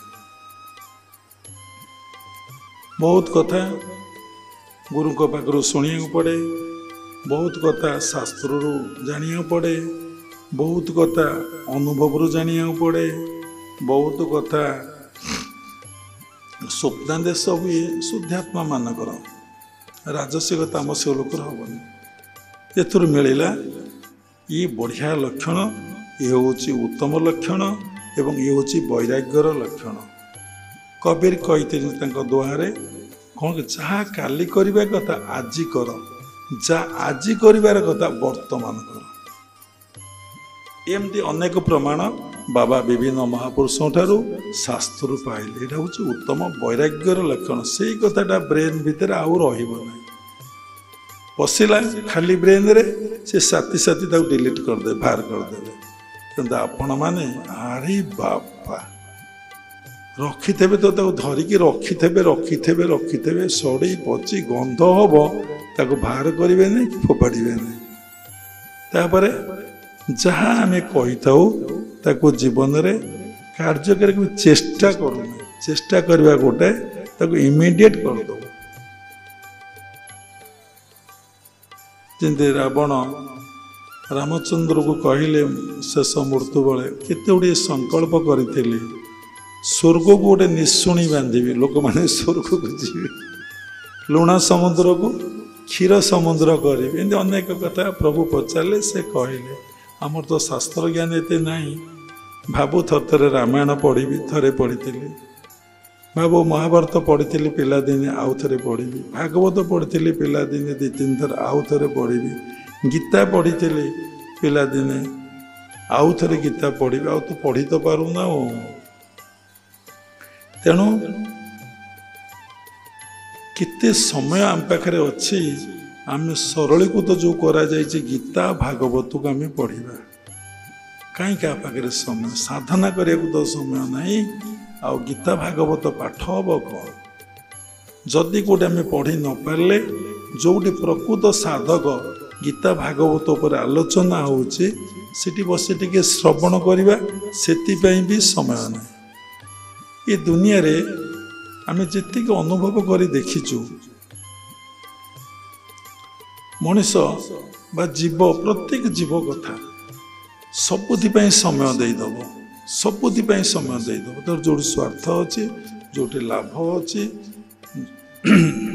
भल भाषा कहले से समय दब, जोटी स्वार्थ नहीं लाभ नहीं किसी उपकार हबार नहीं सेठी पाखे समय ना। देखु सबकि ठाकुरंकर बोली बा ईश्वरंकर बोली बा भगवानकर बोली बोध होइनी, सबु मु मोर बोध होइछि केबे बोध होइनी, साधु मानकर भी होनी। भागवत प्रसंग सत्संग करी साधु माने अर्थ नौचंदी कंडीशन करी जाउचंदी रात के 50,000 लक्ष आम ओडिशा रे कम।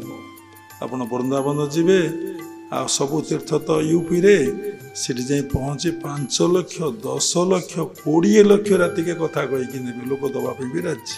2 घंटा कथा कहे बाजा बाजब भजन कीर्तन हम गोटे आनंद आउ कौन गोटे स्थूल गोटे आनंद प्रेम आउ कौन सी पुणी पलैब शाश्वती पलैब।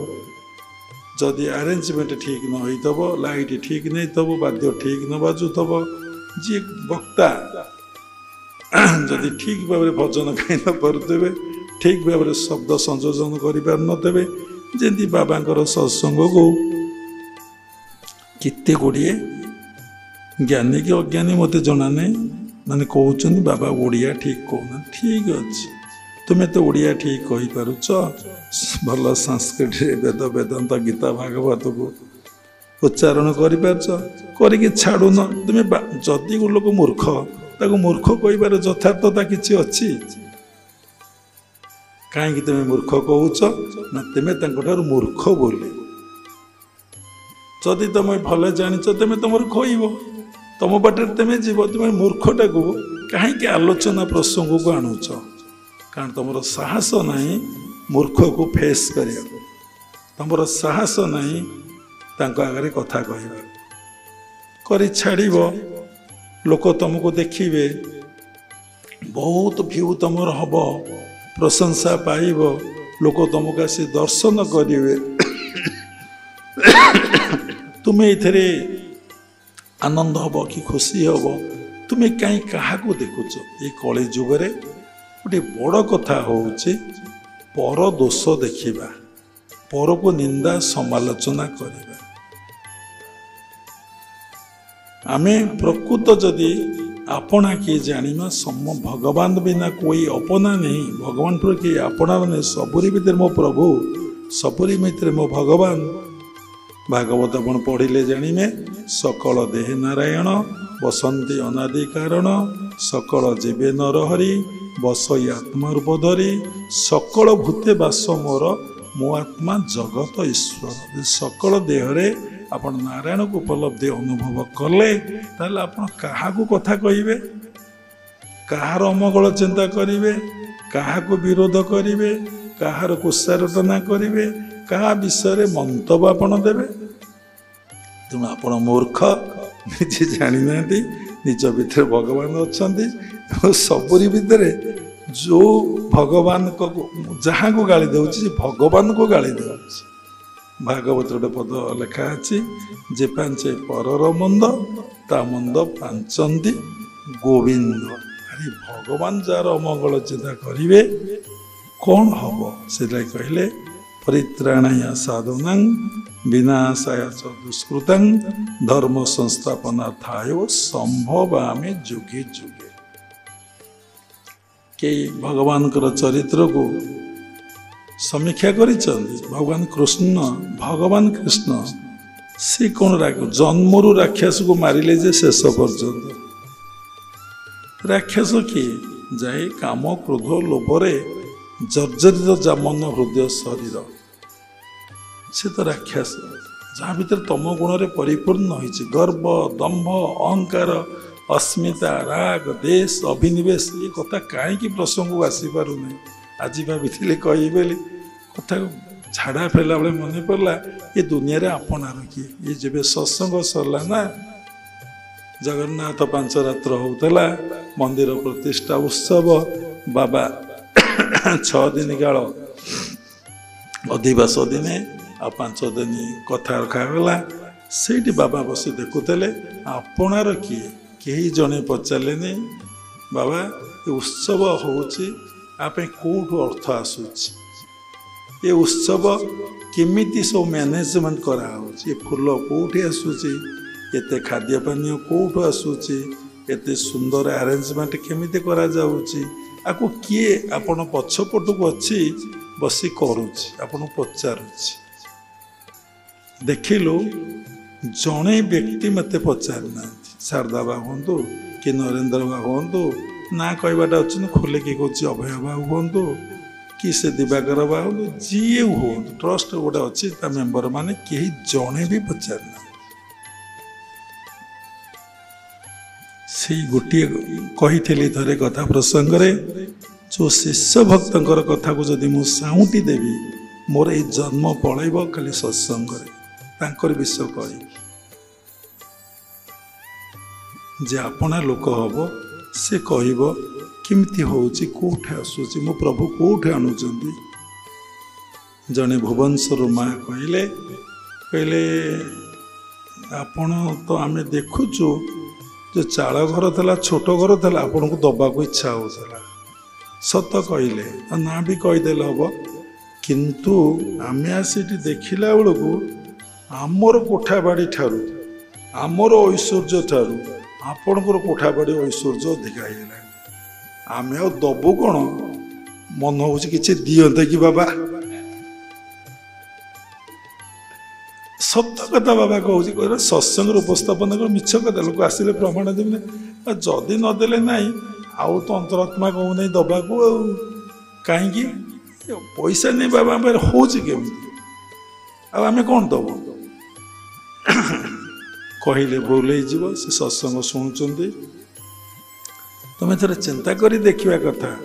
ଯଦି ବାବାଙ୍କର ଚାକିରି ନାହିଁ, ବାବାଙ୍କର କୌଣସି ବୃତ୍ତି ନାହିଁ, ବାବାଙ୍କର କୌଣସି ବିଜନେସ୍ ନାହିଁ, ବାବାଙ୍କର କୌଣସି ସୋର୍ସରୁ ଅର୍ଥ ଆସିବାର ନାହିଁ, ଆମର ପଇସା ହିଁ ବାବାଙ୍କ ପଇସା।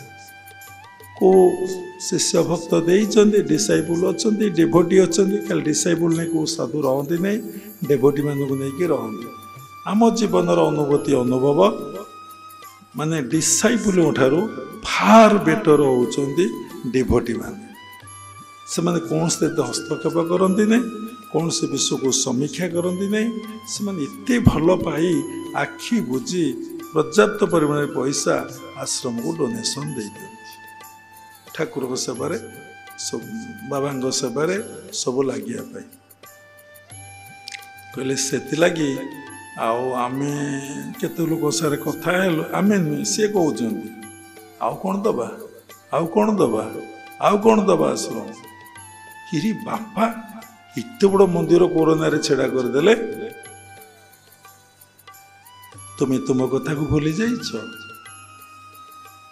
दीक्षा नेला बेले संकल्प करिछ जजन जाजन इष्टपूर्ति क्रमेण इदं गुच्छ विद्या साधयामि जजन बोले मु जहाँ मते गुरु देले मु ताको पालन करिबी लेखन केडे सुंदर जाजन बोले मु ए साधना संबंधी ज्ञान अलग लोक को कहबी टेक्निक कहबी नहीं तार उपकारिता उपरे मु ताको कहबी इष्टपूर्ति मोर जहाँ शक्ति सामर्थ्य अच्छे पत्रं पुष्पं फलं पोयम जहाँ अच्छे मु गुरुदेव को निवेदन करी ये समस्त संपत्ति गुरुंकर कारण जब दीक्षा नेली ये प्रॉपर्टी मोर आउ नुहे भगवान कि गुरुंकर मो अज्ञानता था बेले मु मोर भाव रखी ज्ञान आसला बेले मु देखिली रूपांतरित कली शुद्ध कली पवित्र कली ये सब किछि होछि गुरुंकर बा सब किछि भगवान कि गुरु भगवान अभेद भाव भाविले God is Guru Guru is God से समर्पण करदब पुणी मु कौन देखिली जे मो बाबांकर एते उन्नति हैला मु आउ देबी नहीं ये कथा अभाव कहीं घटिला ना से कौन करछंती ना साधु संग करुना बाबा गोटे कथार द्वितीय कथा को जाइए कौन ना स्वाध्याय गीता पढ़ुना भागवत पढ़ुना किछि पढ़ुना कौन है वर्तमान गोटे पेषण जंत्र बाहर से पेषण जंत्र घरे जितेटा लोक मान 5 जन मेम्बर 5टा पेषण जंत्र रही 10टा पेषण जंत्र कि 15टा पेषण कौन न्यूज बटा हूँ जंत्र को पेषण कहते अच्युतानंद महापुरुष कहते एमती एमती एमती समस्त देख से एनगेज जो फ्री पाइले आ मन को कहीं भगवान को कर्म भगवान को नाम जपरे भगवान को ध्यान भगवान को सेवारे मन को कहीं लगे कौन पे लगे बाबा ये कथा कहते सबुदी समय अच्छे सब कथा अधा हो जाऊँ किंतु भगवान को पाई समय नहीं कौन मिल किए कौन देखुची जदि से देखी दिंता भगवान पर मन को देले मत या मिलूँ से करता किंतु मिले गोटे जिनस से देखे आनंद मिले जब ईश्वर का काम कर आनंद लगे मन में बहुत शांति लगे जो मैंने सात्विक भावापन्न जो मैंने राजसिक तामसिक भावापन्न लोक विचार कर इतने टंकार फूल देली आ फल कौन सतरे मिल इतने काठिया काठिया कदली आनली ये प्रभु कौन खाइला मो पु झील को खुई मु खाई केते भल होता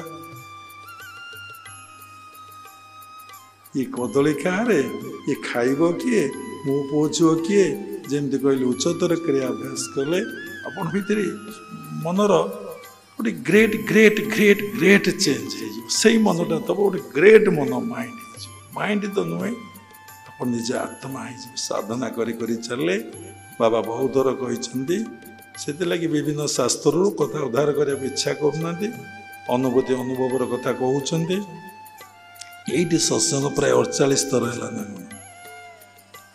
2 थर मिस है आश्रम फंक्शन तेणु भगवान समय नहीं भगवान मन नहीं भगवान अर्थ भी नहीं ସବୁ ନିଜ ପାଇଁ ନିଜ ପରିବାର ପାଇଁ ଯେଉଁଠି ସ୍ୱାର୍ଥ ଅଛି ସେଇଠି ଦିଆହେଉଛି। ତେଣୁ ଯଦି ଆମେ କ'ଣ କରିବା, ସାଧୁସଙ୍ଗ କରିବା ଆଉ ସ୍ୱାଧ୍ୟାୟ, ପ୍ରତ୍ୟେକ କଥାର ଦିଟା ଅର୍ଥ ଅଛି। କହିବାକୁ ସମୟ ନାହିଁ, ପ୍ରାୟ 1 ଘଣ୍ଟା ଅତିବାହିତ ହେଇଗଲାଣି। ତେଣୁ ସେଲ୍ଫ ଷ୍ଟଡି କରିବ, ସେଲ୍ଫ ଆନାଲିସିସ୍ କରିବ। ଇତିଗତ ଶାସ୍ତ୍ର ଅଧ୍ୟୟନ କଲି, କାହା ପାଇଁ ଅଧ୍ୟୟନ କଲି? କାହାକୁ କହିବା ପାଇଁ ନା ମୋ ପାଇଁ? ବହୁତ ଲୋକ ଅଧ୍ୟୟନ କରନ୍ତି କ'ଣ କରିବା ପାଇଁ ନା ଅଲଗା ଲୋକଙ୍କୁ ବୁଝିବା ପାଇଁ, କହିବା ପାଇଁ। ଦେଖନ୍ତୁ ଯେଉଁଠି ସତ୍ସଙ୍ଗ ହୁଏ ବହୁତ ଲୋକ ଆଦୌ ଶୁଣନ୍ତି ନାହିଁ, ଜମା ଶୁଣନ୍ତି ନାହିଁ। ବହୁତ ଲୋକ ଶୁଣିକି ବିରୋଧ କରନ୍ତି। କ'ଣ ଏଇ ବାବାଜୀ ସାଧୁ ଗୁଡ଼ାକ ସବୁ କଥାକୁ କହୁଛନ୍ତି, କ'ଣ ପଦେ ଶୁଣିଦେଲେ ତ ସେଇଆ, ଆଉ କ'ଣ ନ ଖଟିଲେ କ'ଣ ଈଶ୍ୱର ଦେବେ? ପରିଶ୍ରମ ନ କଲେ ଭଗବାନ ଖାଇବାକୁ ଦେବେ? କିନ୍ତୁ ଲୋକକୁ ଜଣା ନାହିଁ ଗୋଟେ ଦୈବାକାର, ଗୋଟେ ପୁରୁଷାକାର। ଏଇ ଗୋଟିଏ ପ୍ରସଙ୍ଗରେ ଆଲୋଚନା କଲେ ଘଣ୍ଟା ଘଣ୍ଟା ପଳେଇବ। ଏକ୍ଜାମ୍ପଲ ଦେଲେ, ଆରେ ଯଦି ଯେଉଁ ସାଧୁମାନେ ବସିଛନ୍ତି ସେ ପୁଣି ଏତେ ଟଙ୍କା କେଉଁଠୁ ଆଣୁଛନ୍ତି, ଏତେ ବଡ଼ ଅନୁଷ୍ଠାନ କେମିତି କରିପାରୁଛନ୍ତି? ସେ ତ ପୁରୁଷାକାର ଖଟଉନାହାନ୍ତି, ସେ ତ ଦୈବାକାର ଖଟଉଛନ୍ତି ନା। ତେଣୁ ତାଙ୍କୁ ମିଳିଯାଉ, ଯାହା ଚାହିଁବେ ତାହା ମିଳିବ। ଯେଉଁମାନଙ୍କର ପୁରୁଷାକାର ଅଛି, ଦୈବାକାର ନାହିଁ, ସେମାନେ କହିବେ ନା, ବିନା ପରିଶ୍ରମରେ କିଛି ହେଇପାରିବନି। କେଉଁ ଠାକୁର ଖାଇବାକୁ ଦଉ, କେଉଁ ଠାକୁର ଦଉଛି ଦଉ। ଏଇଭଳି ଅବାନ୍ତର ଯୁକ୍ତି ଉପସ୍ଥାପନ କରିବେ, ଆପଣ କାନ ମୋଡ଼ି ହେଇକି ରହିବେ, ନହେଲେ କାନରେ ବିଣ୍ଡା ଦେଇକି ବସିବେ ତା ଉପସ୍ଥାପନା ସରିବା ପର୍ଯ୍ୟନ୍ତ। ଜଣେ ସାଧୁଙ୍କୁ ଖାଲି ତ ହରିକୃଷ୍ଣ କଥା କହୁଛି, ସବୁ ତ ଭଗବାନ ଦିଅନ୍ତି, କରାନ୍ତି, ଏ କଥା ସେ କହୁଛି, କେମିତି ୟାକୁ ଭଗବାନ ଖାଇବାକୁ ଦେବେ ଆମେ ଦେଖିବା। ବାବା ଏ କଥା ଉପସ୍ଥାପନା କରିଛନ୍ତି। ତାକୁ ନେଇ ଜଙ୍ଗଲରେ ଗୋଟେ ଗଛରେ ବାନ୍ଧି ଦେଇ ଚାଲି ଆସିଲେ। ସେ ବସି ସେଇଠି ଭଜନ କଲା। ସେ ଦେଖିଲା ଗୋଟିଏ କଥାକୁ ସେ ଅନୁଭବ କରିଛି ଯେ ହାୟର କ୍ରିୟା କରିବ, ସେ ଜାଣିପାରିବ ଗୋଟିଏ ଶକ୍ତି ହିଁ କାମ କରୁଛି, ଆଉ କେହି କିଛି ସଂସାରରେ କରୁନାହାନ୍ତି। ସମସ୍ତେ ଗୋଟିଏ ଗୋଟେ ଖୋଳ। ଯେମିତି ଆ ଭିତରେ ଗୋଟେ କରେଣ୍ଟ ଅଛି, ସବୁରି ଭିତରେ ଗୋଟେ ଗୋଟେ କରେଣ୍ଟ ଥରେ ବାଜୁଛି ନା। ଆଉ ଆମେ କହୁଛୁ ମାଇକ୍ ବାଜୁଛି, ଲାଇଟ୍ ଜଳୁଛି, ଏଇ ସେ ଲାପଟପ୍ କାମ ହେଉଛି, ସବୁରି ଭିତରେ କରେଣ୍ଟ। ବିନା କରେଣ୍ଟରେ କ'ଣ କିଛି ଚାଲିବ? ବିନା ଶକ୍ତିରେ କେଉଁ ଜିନିଷ କ୍ରିୟା କରି ହେଇପାରିବ ନାହିଁ। ତାକୁ କହିଲେ ବହୁତ ଶକ୍ତି କ'ଣ, ବହୁତ ସମୟ ଲାଗେ। ତାକୁ ବାନ୍ଧି ଦେଇ ଆସିଲେ। ସେ ଦେଖିଲା ଗୋଟିଏ ସେଇ ଜଗନ୍ନାଥ କହୁଥିଲେ, ସେଇ ଜଗନ୍ନାଥ ଶୁଣୁଥିଲେ। ସେଇ ଜଗନ୍ନାଥ କ'ଣ କଲେ, ବାନ୍ଧିକି ପକେଇଦେଲେ, ବସି ଭଜନ କଲେ। ଆଉ ଗୋଟିଏ କାମ ତ କରିବା ପାଇଁ କୁହାହେଇଛି ନା, ଏ ସଂସାରରେ ଗୋଟିଏ କାମ କରିବା ପାଇଁ କୁହାହେଇଛି। ମାୟା ବଶତଃ ଅଜ୍ଞାନରୁ ଅହଙ୍କାରରୁ ଆମେ ଭିନ୍ନ ଭିନ୍ନ କର୍ମ କରୁଛେ। ସେଇଠି ବସି କୃଷ୍ଣ କୃଷ୍ଣ କୃଷ୍ଣ କୃଷ୍ଣ କୃଷ୍ଣ କୃଷ୍ଣ କୃଷ୍ଣ କୃଷ୍ଣ ହେଲା। ଆଉ ଯେତେବେଳେ ମଣିଷ ନିଜକୁ କାହା ପାଖରେ ସମର୍ପଣ କରିଦିଏ, ତାକୁ ଭଜନ କରେ, ତା ଦାୟିତ୍ୱ ସିଏ ନେବ। ତାହେଲେ ତା କଥା ମିଥ୍ୟା ହେଇଯିବ। ନବମ ଅଧ୍ୟାୟର 22 ଶ୍ଲୋକ। ଅନ୍ୟାନ୍ୟ ସ୍ଚିନ୍ଦଂ ଯେ ଜନା ପ୍ରଯୋପାସନ୍ତେ ତେସାଂ ନିତ୍ୟାଭିଯୁକ୍ତାନାଂ ଯୋଗକ୍ଷମ ବୟାମ। ଯିଏ ଅନ୍ୟ କାହାର ଶରଣ ନ ନେଇ ମୋର ଶରଣ ନିଏ, ତାର ସମସ୍ତ ଦାୟିତ୍ୱ ମୁଁ ହିଁ ବହନ କରେ। ଗୀତା ପଣ୍ଡା ଏହି ଶ୍ଲୋକରେ ଅବିଶ୍ୱାସ ଭାବ ରଖି କାଟି ଦେଇ ଭିକ୍ଷା କରିବାକୁ ଯାଇଥିଲେ ନା। କୃଷ୍ଣ ବଳରାମ ଭାର ବହିକି ଆଣି ଦେଇଗଲେ ଏବଂ କହିଲେ, ତୁମ ସ୍ୱାମୀ ଏତେ ଦୁଷ୍ଟ, ଆମ ଜୁହାରେ କେମିତି ଗାର ଟାଣି ଦେଇଛି। ତେଣୁ ଦେଖନ୍ତୁ, ଆମ ଗୀତା ଉପରେ ବି ବିଶ୍ୱାସ ନାହିଁ, ସେ ଭାଗବତ ଉପରେ ବି ବିଶ୍ୱାସ ନାହିଁ। ଆମର ତ ଆମ ଉପରେ ବିଶ୍ୱାସ ନାହିଁ, ଶାସ୍ତ୍ର ଉପରେ କେମିତି ବିଶ୍ୱାସ ଆସିବ? ବାନ୍ଧିଦେଲେ। ସେ ସେଠି ଭଜନ କଲା। ଭଜନ କରିବା ଭିତରେ ସମୟ ହେଲା। ଆରେ ଯେ ଆଚ୍ଛା ମାଲିକ ପାଖରେ ନିଜକୁ ସମର୍ପଣ କରିଦେବ, ଯିଏ ସବୁ ମନର କଥା ବୁଝିପାରେ, ଜାଣିପାରେ, ସିଏ କ'ଣ ଆଉ ଖାଇବା ଟାଇମ୍ ହେଲେ ବସିପାରିବ? ଆଣିକି ପ୍ରଭୁଙ୍କୁ ଦେଲା, ଖାଇଲେ। ସେ ପ୍ରଭୁ ଆଣିଦେଲେ, ସେ ବସି ଖାଇଲା। ଆଉ କ'ଣ, ଯେଉଁ ବାସନରେ ପ୍ରଭୁ ଅନ୍ତର୍ଧ୍ୟାନ ହେଇଗଲେ ଫୋପାଡ଼ି ଦେଲା। ପୁଣି ଭଜନ କଲା। ଯେତେବେଳେ ଦେଖିଲେ 7 ଦିନ ପରେ ମର୍ତ୍ତ ଯାଇଥିବ, ଆଉ କ'ଣ ତା ପିଣ୍ଡ ପ୍ରାଣ ଥବ? ଗଲାବେଳେ ସେ ପୁରା ହୁଷ୍ଟ ସୁଷ୍ଟ, ଆହୁରି ତେଜିଆ ନେଇଛି। ତ ପ୍ରଭୁଙ୍କ ପ୍ରସାଦ ଯିଏ ଖାଇବ ତା ଶରୀର ମନ ଆଉ ଗୋଟେ ପ୍ରକାର ହେଇଯିବ। ସେଥିଲାଗି କ'ଣ କରାଯାଏ ନା ଆମେ ଖାଦ୍ୟ ଖାଇବାଟା ଉଚିତ ନୁହେଁ। ଖାଦ୍ୟକୁ ସମର୍ପଣ କରି ପ୍ରସାଦ କରି ଖାଇବାଟା ଉଚିତ। ଯେ ପ୍ରସାଦ ଖାଇବ ତାକୁ କେବେ ରୋଗ ହେବ ନାହିଁ। ଶାସ୍ତ୍ରୀୟ ପ୍ରମାଣ, ଖାଦ୍ୟରୁ ରୋଗ ସୃଷ୍ଟି ହୁଏ, ପ୍ରଭୁଙ୍କ ପ୍ରସାଦରୁ କେତେବେଳେ ରୋଗ ସୃଷ୍ଟି ହୁଏନି। ବହୁ ଲୋକ କହିବେ ଅଭଡ଼ା ଆସନ୍ତୁ, ଆଶ୍ରମରେ ଅଭଡ଼ା ମଗା ହେଇଛି, 5 ଦିନ 5 ରାତ୍ର ହେଲା। ଜଗନ୍ନାଥଙ୍କ କୃପାରୁ ପୁରୀର ଭକ୍ତ ଶିଷ୍ୟଗଣ 5 ଦିନ ଅଭଡ଼ା ପଠାଇଲେ। ଯେଉଁ ଅଭଡ଼ା ପାଇବା ପାଇଁ 33 କୋଟି ଦେବାଦେବୀ ଚାହିଁ ବସିଛନ୍ତି, ସେ କ୍ଷେତ୍ରରେ ରାଜରାଜେଶ୍ୱରୀ ମା ବିମଳା ଦଣ୍ଡାୟମାନ ହୋଇ ସେ ଅଭଡ଼ାକୁ ମାଗୁଛନ୍ତି, ଟିକେ ଅଭଡ଼ା ଦିଅନ୍ତୁ। ନାରଦ ଯାଇଥିଲେ, ଅଭଡ଼ା ଖାଇକି ଆସିଥିଲେ, ତାଙ୍କ ଦାଢ଼ି ଟିକେ ଲାଗିଥିଲା, ଶିବ ତାକୁ ଧରି ପାଇଦେଲେ। କେତେ ଆନନ୍ଦ! ତା ବିଷୟରେ କହିଲେ ବହୁତ ସମୟ ଆମେ ବସି ଅଭଡ଼ା ପାଉଥିଲୁ। ଶେଷ ଦିନ ସମସ୍ତେ ତ ସତ୍ସଙ୍ଗ ଶୁଣୁଛନ୍ତି, ଅସୁବିଧା ହେଇଯିବ। ଆମ ପତ୍ରରେ ମୁଁ ସବୁ ଚାଟି ଚୁଟି ଖାଇଦେଇଛି। ଅଭଡ଼ା ଖାଇଲା ବେଳେ ସବୁ ଖାଇଦେବ, ହାତକୁ ଚାଟିଦେବ, କେଉଁଠି ପଡ଼ିବ ନାହିଁ। ଗଛ ମୂଳରେ ଧୋଇ ହେବ, ଶାସ୍ତ୍ରୀୟ ପ୍ରମାଣ। ଆଉ କେଉଁଠି ଧୋଇବ? ସେ ଗଛଟା ଉପକାର ପାଇବ ଅଭଡ଼ା ପାଣିରେ। ମୋ ପତ୍ରରେ ଗୋଟିଏ ଅଭଡ଼ା କେଉଁ କୋଣରେ ରହିଯାଇଛି।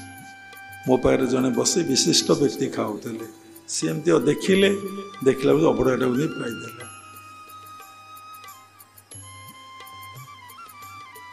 ଛାଡ଼ନ୍ତୁ, ତେଣୁ ଆପଣଙ୍କର ଭାବନା ଯାହା ଆପଣ ତାହା ହେଇଯାଉଛି, କଥା ରହିଯାଉଛି। ତେଣୁ ବହୁ ଲୋକ ଭାବିବେ ଆରେ ଇଏ ଅଭଡ଼ା, ଇଏ ହେଉଛି ଅଭଡ଼ା ନୁହଁ, ଇଏ ହେଉଛି ଅରୁଆ ଅରୁଆ ଅରୁଆ ଅରୁଆ। ଯିଏ ଏମିତି ଆପଣ ଅରୁଆ ଭାବିଲେ, ଅରୁଆର ଫଙ୍କସନ୍ କଲା, ପେଟ କୁମ୍ ରହିଲା, ଡାଇଜେସନ୍ ହେଲାନି, ଛାତି ପୋଡ଼ିଲା, ଆଉ ଅରୁଆ କ'ଣ ଖାଇବ? ଆମେ କେତେଜଣ ଭଦ୍ର ବ୍ୟକ୍ତିଙ୍କୁ କହିଲୁ ଅଭଡ଼ା ଆସିଛି, ଆପଣମାନେ ଟିକେ ପ୍ରସାଦ ପାଇଦେବେ। ଅଭଡ଼ା ନାମ ମଣ୍ଡପରେ ବ୍ୟବସ୍ଥା କରାଯାଇଛି। ଆମେ ପ୍ରସାଦ ଉଠି ଦେଖିଲା ବେଳକୁ ସେମାନେ ଯାହା ଆଶ୍ରମରେ ପ୍ରସାଦ ହେଇଥିଲା ତା ପାଇକି ଆସୁଛନ୍ତି। କ'ଣ ଆପଣ ଅଭଡ଼ା ଖାଇଲେନି? ନାହିଁ, ପେଟ ଖରାପ ତ, ଅଭଡ଼ା ଖାଇଲେ ହବନି। ସତ୍ସଙ୍ଗ ଶୁଣିକି ଆଇଛନ୍ତି, ନିର୍ମାଲ୍ୟ ମହାତ୍ମା ପରେ କୁହ କଥାକାର କଥା ରଖିଛନ୍ତି, ସିଏ ବି ଶୁଣିଛି। ଏଇଠି ବାବା କଥା କହୁଥିଲେ, ସବୁ ତ ଖଣ୍ଡିଆ, ସତ୍ସଙ୍ଗ କେହି ଶୁଣନ୍ତି ନାହିଁ। କେତେ ଲୋକ ଶୁଣିକି ବିରକ୍ତି ହୁଅନ୍ତି। ବହୁତ ସମୟ ହେଲାଣି ଏ ବାବାଜୀ ବକ୍ ବକ୍ ହେଉଛି, ଏ କାମ ସାର ଖାଇକି ଘରେ ଯାଇ ଶୋଇବା, ପେଷଣ ଯନ୍ତ୍ରରେ ଲାଗିବା। ଆଉ କ'ଣ କରନ୍ତି ନା କେତେକ ଶୁଣିକି ନା ଭଲ ଲାଗୁଛି, ସେ ଯାହା ଶୁଣିଥାନ୍ତି, ଯାହା ବୁଝିଥାନ୍ତି ସେଇଠି ଦେଇକି ଯାଆନ୍ତି। କାରଣ ତାକୁ ଘରକୁ ନେଲେ ଗଣ୍ଡଗୋଳ ହେବ। ଏଇ କଥା ଉପରେ ଗୋଟେ ଗପ କହିଲେ ସମୟ ପଳେଇବ। ସେ କଥା ଗପଟା ଯେମିତି ସତ କଥାଟା ଅଧା ରହିଲା। ଆରେ ଖଟିଲେ କ'ଣ ମିଳିବ ନା, ନ ଖଟିଲେ କ'ଣ ଭଗବାନ ଦେବେ? ଲୋକ ଆସି ଦେଖିଲେ, ଖାଇକି ଟିକେ ଆନନ୍ଦରେ ଅଛି, ପ୍ରସାଦ କଥାରେ କଥା କୁଆଡ଼େ ପଳେଇଲା। ତାପରେ ସେ ତା ଖୋଲିଲେ, ମୁଣ୍ଡିଆ ମାଇଲେ, ବାବା ସବକା ଦାତା ସେଇ ରାମ, ସବୁ ସେ ଦିଅନ୍ତି। ଯିଏ ଭଜନ କଲା ତାକୁ ଦିଅନ୍ତି, ଯିଏ ଖଟିଲା ତାକୁ ମଧ୍ୟ। ଯାହାର ଯେମିତି ଭାବନା, ତାଙ୍କର ଭାବନା ହେଲା ଅରୁଆ ଖାଇଲେ ପେଟ କାମୁଡ଼ିବ, ପେଟ କାମୁଡ଼ିଲେ। ଆମେ 5 ଦିନ ଅଭଡ଼ା ଖାଇଛୁ, କେବେ ଆମ ଛାତି ପଡ଼ିନାହିଁ, କି ପୁଣି 2ଟା 3ଟା ରାତିରେ ଆମେ ଶୋଇଛୁ, କିଛି ଅସୁବିଧା ନାହିଁ। ଆଜି ଦେଖୁନାହାନ୍ତି ତଣ୍ଟି ପଡ଼ିଯାଇଛି, ସମସ୍ତେ କହିଲେ କେମିତି ଆପଣ ଯିବେ? ଆରେ ଯିବା, ତା କଥା କହିବା, ସେତେବେଳକୁ ତଣ୍ଟି ଖୋଲିବ କି ରହିବ ସେ କଥା ସେ ଜାଣନ୍ତି। ତାଙ୍କରି କଥା ଆମେ କହିବା, ଆମର କୌଣସି ଉଦ୍ଦେଶ୍ୟ ନାହିଁ, କି ଅର୍ଥ ଉପାର୍ଜନ କରିବାର ନାହିଁ, କିଛି ନାହିଁ। ସ୍ୱାଧ୍ୟାୟ ମାନେ ସ୍ୱାଧ୍ୟାୟ ନା, ସାଧୁ ସଙ୍ଗ ସ୍ୱାଧ୍ୟାୟରୁ କଥା ରହିଲା 4ଟା କଥା। ଆପଣାର କିଏ ସେ? ଏଇସବୁ କର୍ମ କଲେ ଆପଣ ଜାଣିପାରିବେ ଆପଣାର କିଏ। ସ୍ୱାଧ୍ୟାୟ, ସେଲ୍ଫ ଷ୍ଟଡି, ସେଲ୍ଫ ଆନାଲିସିସ୍। ମୁଁ କିଏ, କେଉଁଠି ଥିଲି, କେଉଁଠାକୁ ଆସିଛି ଏବଂ କେଉଁଠାକୁ ଯିବି, ମୋର ପ୍ରକୃତ କର୍ମ କିଏ, ଆପଣ ଜାଣିପାରିବେ। ସ୍ୱାଧ୍ୟାୟ କେତେବେଳେ କରିବେ ନା, ରାତିରେ ଶୋଇଲା ବେଳେ ଅଧଘଣ୍ଟାଏ ସ୍ୱାଧ୍ୟାୟ କରିବେ। ଆଜି ଦିନଟା ତ ଚାଲିଗଲା, ମୁଁ ଯେଉଁ କର୍ମ କଲି ସେ ଫଳଟାକୁ ମୁଁ ଭୋଗିବି ନା ଆଉ କିଏ ଭୋଗିବି? ଆରି ଉପରେ ଏବେ କହିଲେ ପୁଣି ଅଧଘଣ୍ଟାଏ ପଳେଇବ। ସୁନ୍ଦର ଏକ୍ଜାମ୍ପଲ୍ ଅଛି। ଯେତେବେଳେ ଦଶରଥ ନାୟକର ଦଶବର୍ତ୍ତୀ କରୁଥିଲା ବ୍ରହ୍ମା ନାରଦ ତାକୁ ଭେଟିଲେ, କହିଲେ ବା ତୁ ଯେଉଁ ମଣିଷ ମାରି ତୋ ପରିବାର ପ୍ରତିପୋଷଣ କରୁଛୁ ସେଥିରେ ତୁ ଦାୟୀ ନା ତୋ ପରିବାର ଦାୟୀ? ନା ପରିବାର, ନା ପରିବାର ପାଇଁ ମୁଁ କରୁଛି ନା। ଠିକ ଅଛି, ଯା ପଚାରି ଆସ, ଆମେ ଏଠି ବସୁଛୁ। ପଚାରିଲା ପରିବାରକୁ, ତୁମେ ମଣିଷ ମାରୁଛ କି ଚୋରି କରୁଛ କି ଡକାୟତ କରୁଛ, କି କର୍ମ କରୁଛ, ଆମର କ'ଣ କଲା?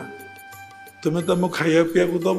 ଆମର ହିନ୍ଦୁ ଧର୍ମରେ ବା ସନାତନ ଧର୍ମରେ ବା ଭାରତ ବର୍ଷରେ ଜଣେ ରୋଜଗାର କଲେ ପରିବାର ମୁଖ୍ୟ ବ୍ୟକ୍ତି, ସମସ୍ତେ ଖାଆନ୍ତି, ସମସ୍ତେ ସେଥିରେ ଚଳନ୍ତି। ଏବେ ଟିକେ ବ୍ୟତିକ୍ରମ ହେଇଯାଇଛି, ଆଗେ ସେଇଆ ଥିଲା, ଏବେ ବି ଅନେକ ପରିବାର ବି ସେଇଆ ଅଛି।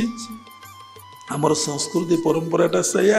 ଏବେ ପାଶ୍ଚାତ୍ୟ ସଂସ୍କୃତି ଫଲୋ କରି ଆମେ ଯେହେତୁ ଡେଭଲପ୍ ହେଲେଣି, ପିଲା ପାଠ ପଢ଼ିବ, ବାପା କ'ଣ ଦେଇପାରିବ, ପିଲା ବାହାଘର ହେବ, ପିଲା ଗାଡ଼ି ଚଲାଇବ, ପିଲା ମୋବାଇଲ ଲାଗିବ, ପିଲା ସୁନା ଚେନ୍ ପକାଇବ, 10 ଥର ମେଡ଼ିକାଲ ଯିବ, ଏ ବାପା ମା' କେଉଁଠି ଏତେ ଦେଇପାରିବେ?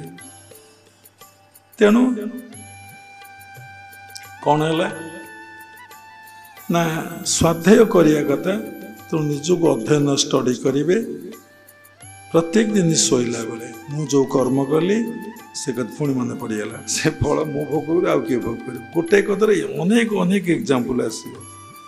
ସେ ଯେତେବେଳେ ମନା କରିଦେଲା, ଆ ମନଟା କେମିତି ହେଇଥିବ, ମୁଁ ଏତେ ଗୁଡ଼ିଏ କର୍ମ କରିକି, ପାପ କର୍ମ କରି ଆଣି ପରିବାର ପ୍ରତିପୋଷଣ କରୁଛନ୍ତି, ପ୍ରତିପୋଷଣ ମୁଁ କରୁଛି, ଏମାନେ କହୁଛନ୍ତି, ଆମେ କାହିଁ ଏଥିରେ ଦାୟୀ ହେବୁ? ଏଇଠି ସୁନ୍ଦର କଥାଟେ ବାବାଙ୍କର ମନେ ପଡ଼ୁଛି, ଏ ଦୁନିଆରେ ଆପଣାର କିଏ? ଯଦି ଆପଣାର ସେମାନେ ହେଇଥାନ୍ତେ, କହିଥାନ୍ତେ କି ନାହିଁ ଏ କର୍ମରେ ଆମେ ସମସ୍ତେ ଭାଗୀ। କେହି କହିଲେନି, ଆପଣାର କେହି ନୁହନ୍ତି। ସେ ଆସି କହିଲା, ମହର୍ଷିଙ୍କୁ କହିଲା, ବ୍ରହ୍ମା ଆଉ ନାରଦକୁ କହିଲେ, ନା ଏ କର୍ମରେ କେହି ଭାଗୀ ନୁହନ୍ତି। ମୁଁ କେମିତି ଏଥିରୁ ଯେଉଁ କୁକର୍ମ କରିଛି ମୋ ଜୀବନ କାଳ ଭିତରେ, ଏଥିରୁ ମୁଁ କେମିତି ଉଦ୍ଧାର ହେବି? ରାମ ନାମ ଜପ କରିବାକୁ କହିଲେ, ତା ପାଟିରେ ବସିଲା ନାହିଁ। ସେ ମରା ମରା କହିଲେ, ସମୟ ବହୁତ ଲାଗିବ। ସେ କାହିଁକି ରାମ କରାଯାଏନି, କାହିଁକି ମରା କୁହାଯାଏ, ତାର ତାର୍କିକ ଅର୍ଥ ରହିଛି। ତେଣୁ ରାମ ଜପଟା ଠିକ ନୁହଁ, ମରା ଜପଟା ଠିକ। ଆକ୍ଚୁଆଲି ମଢ଼ା ପଡ଼ିନଥିଲା, ଆକ୍ଚୁଆଲି ମରା ମନ୍ତ୍ରରେ ତାକୁ ସେ ଦୀକ୍ଷିତ କଲେ। ରା ବୋଇଲେ ବିଶ୍ୱ, ମ ବୋଇଲେ ଈଶ୍ୱର। ଆଗ ବିଶ୍ୱ ନା ଆଗ ଈଶ୍ୱର? ଆଗ ଈଶ୍ୱର, ତାଙ୍କଠୁ ସୃଷ୍ଟି ହେଲା କ'ଣ? ସୃଷ୍ଟିଟା ହେଲା।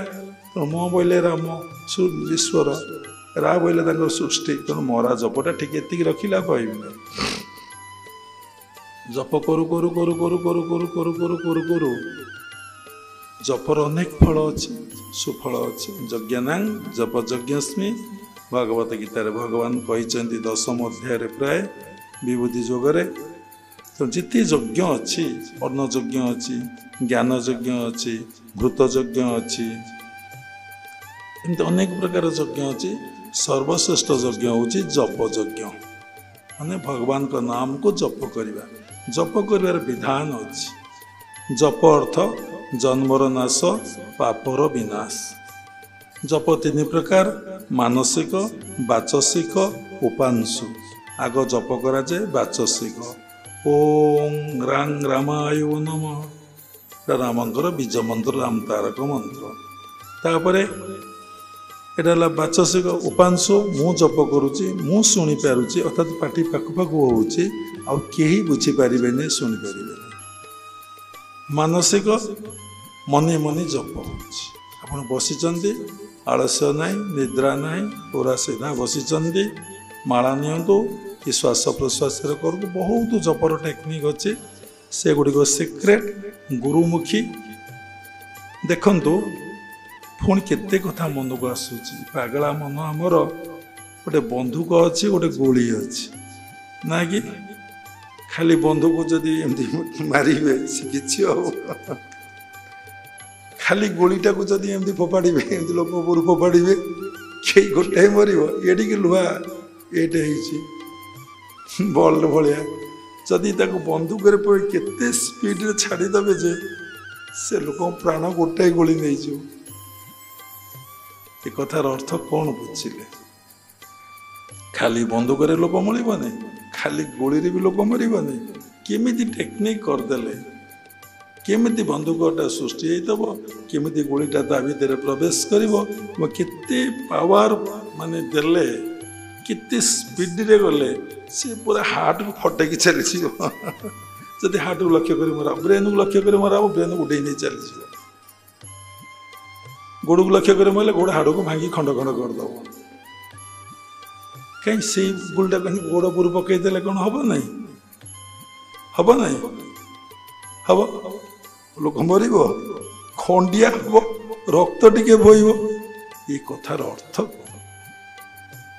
किभली टेक्निक तत्वगुरु माने जानिचंदी सेमाने सेई बंदूक को सेई गोली की केमिति सजाई देबे जे जहा को मारिले आपनकर जन्म जन्मांतर संस्कार को क्षय कर दे आपन को महामानव रे परिणत कर दो एक कथा आपण माने बुझी पारुछ सुनुचन पुणी केतक लोक अच्छा सत्संग शुणिकी साधन निमग्न हो गुरु ग्रहण करा आसती आपन देखुना बाबा सत्संग शुणी सारा ओडिशार लोक माने केते आश्रम को धीरे धीरे आसुचंती कहीं ना शब्द तरंगर गोटे प्रभाव रही देखंतु पारब्ध वशतरु परस्पर मिलन हुए आदान प्रदान हुए एटा सत्य क्रियमाण जोटा हुए से संपर्क आसे पलाए हाँ भाई तुम्हें भल लोक देखी भारी खुशी लगी पुणी देखा रे भाई तुमको देखी भल लगी जदि पारब्ध थब थरे देखीदे एभरी मिलन आटाचमेंट हो तो भूली हम ना कौन तुमको देखला मत लगुच तुम्हें तो आपणार ये दुनिया कई आपणार जमी बाबा को बहुत लोग ए कहते आम जाचु सब रहस्य पचार कहीं भल पाच बहुत शिष्य मान आमर शिष्य शिष्या मैंने कहले बाबा आपन को बहु लोग भल पाती आम कहलु आज्ञा कहीं आदि कहले पुणी समय जीव ये गपटा को भी ठीक सत कथा बंधुक गुड़ी कथा रहीगला कथा या कहले भी समय जीव कहीं भल पाती ना आम कहलु आज्ञा बहुत लोग कहले हाँ सेमती कथा कहले ये आम बाबा आ सुंदर किए अच्छा बाबा भाई ज्ञानी आम आ भारत वर्ष वर्ल्ड देखिनु आम कहलु आज्ञा गौतम बुद्ध थे जाऊे किसी लोक बुद्ध को बाटे भेटिले गप नुहे सत घटना कहले बुद्धदेव भगवान नहांती बुद्धदेव कहले ना भगवान नहांती ना भगवान को भजन ध्यान कले किसी रेजल्ट अଯଥା समयटा वृथा हो आज्ञा समयटा वृथा हो किसी बाट गला पुणी लोक पलाई भेटिले प्रणाम कले आज्ञा भगवान अच्छा भगवान को भजन कले ध्यान कले बहुत दुख जंत्रणा कष्ट चली जाऊँ आज्ञा ठीक किसी बाट गला गोटे गछ मूल विश्राम कले जो फॉलोअर्स अच्छा प्रत्येक साधु सतंकर जो माने सबू छाड़ी पाखे रही कौन करी गुरुदेव कहले सीटी ना ये कहले अच्छा आम कौन करूँ पचारे बुद्धदेव कहले तांकर अहंकार अज्ञानता अच्छी से माने भगवान कौन मूर्ख बुझीपारे नहीं बुझेले बुझीपारे ये एग्जाम्पल तो 5 वर्ष पिला को मैथुन कथा कहुए से बुझीपार जो टंका बुलाई दि जाए से गणिम ए देख हस मन भी फोपाड़द ना तार आकर्षण रही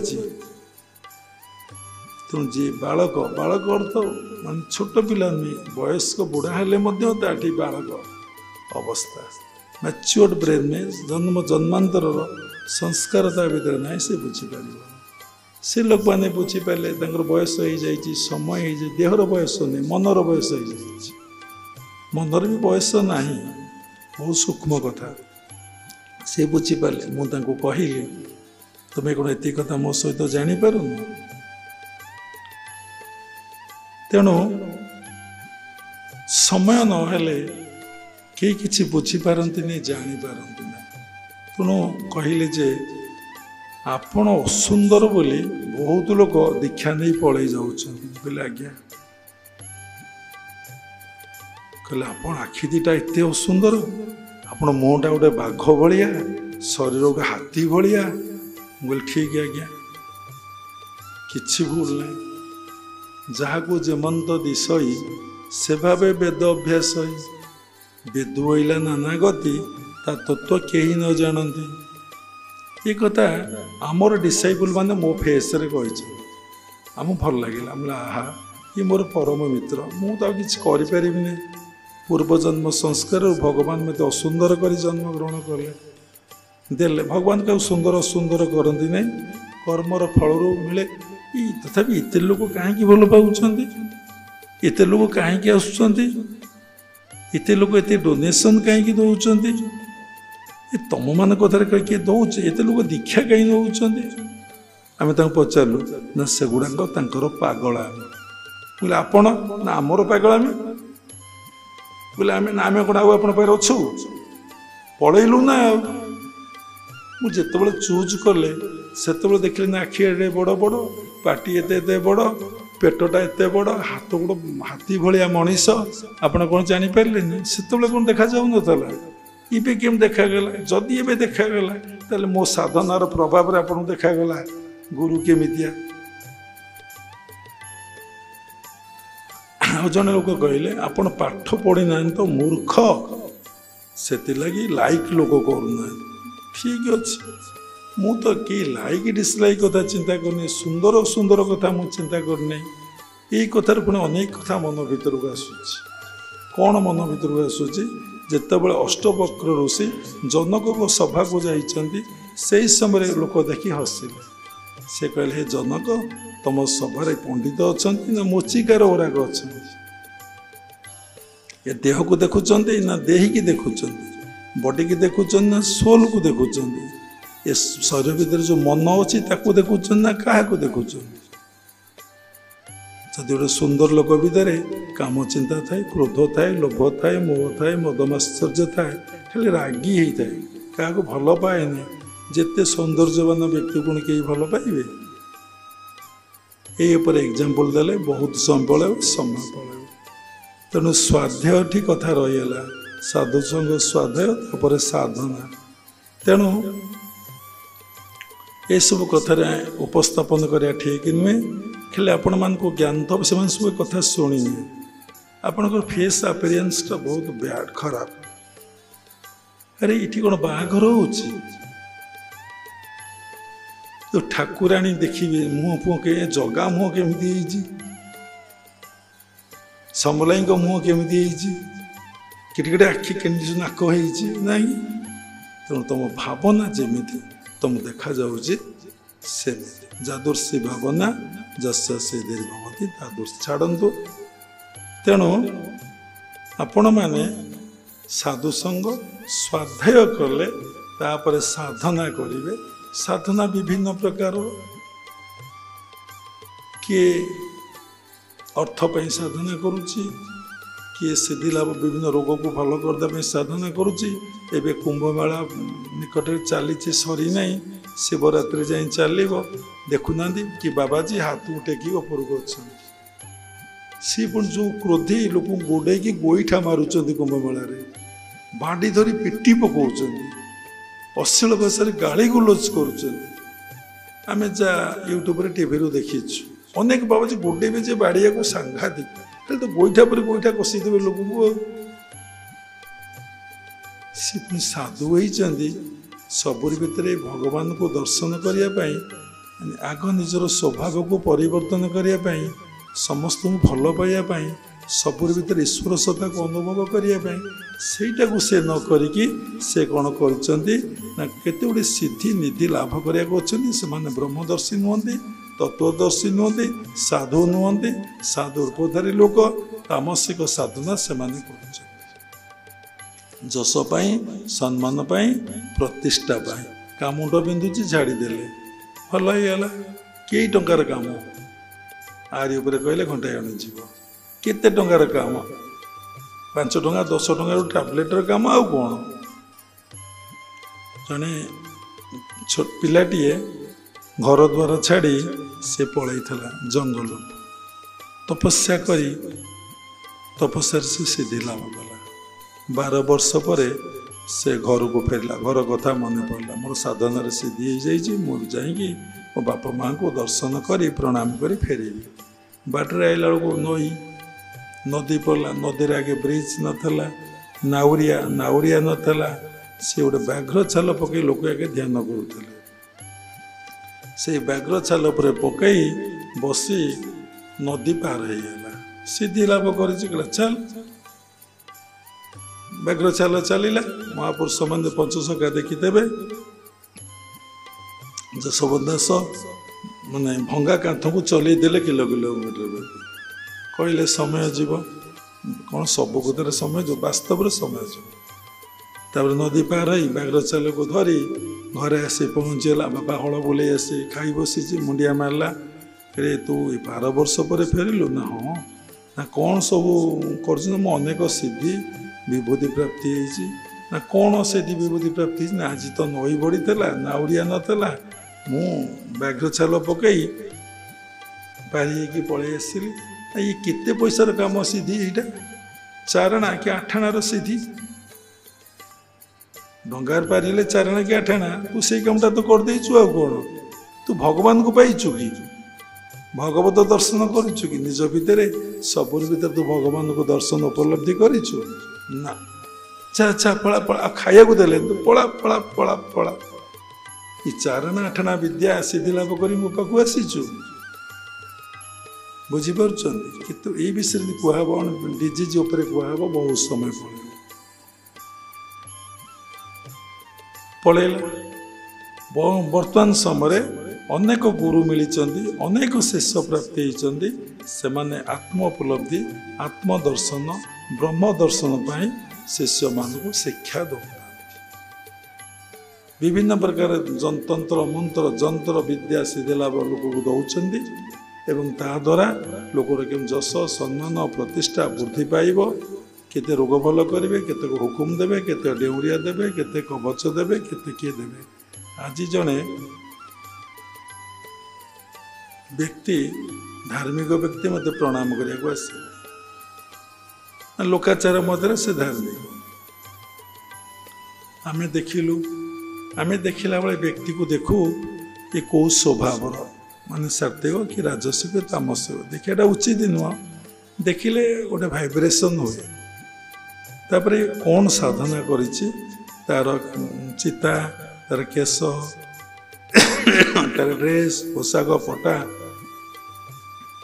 सब देखी हुए गोटे मुहूर्त जानी आप जो साधना करी करी उच्चतर क्रिया अभ्यास करेंगे आप थार्ड आई जदि किसी परिमाण उपन्न हम आम लोक देखिले जापर तापरे डेउरियाटे बेकरे पकई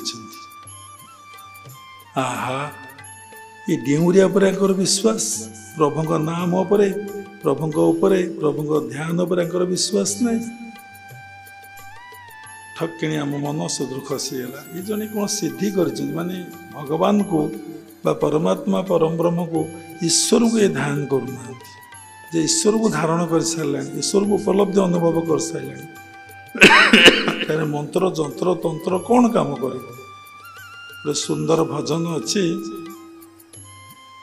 प्रभु पाई तोर कांदिले अंतर मंत्र जंतर लोड़ा नुहे प्रभु पाई तोर कांदिले अंतर प्रभु ये मंत्र जंत्र तंत्र केबे बसीभूत होइछन्ति आपना लोकर डाक से शुणु केबे लोक सबुथि कांदी देछि ता देह असुस्थ होइछ कांदी ता पुओ देह असुस्थ होइछ कांदी बंधु बांधव के रोगरे पड़े कांदी कार कौन से दुख आसले कांदी कार जंत्रणा पड़े कांदी कि आरेस्ट जेल गला से कांदी कि मोर जन्म भगवान एत वर्ष मो जीवन अतिबाहित कली एवं मोर जी सबकि आपणार क्या किए श्वासटे नहीं पार से आम भर श्वासटे नबार आम वंचित जीवित से केते आपणार दर्शन कर पारे अनुभव कर पारे निर्दिष्ट रूप ना जी जो रूप से चाहिए बा डाकी से प्रभु केबे कांदी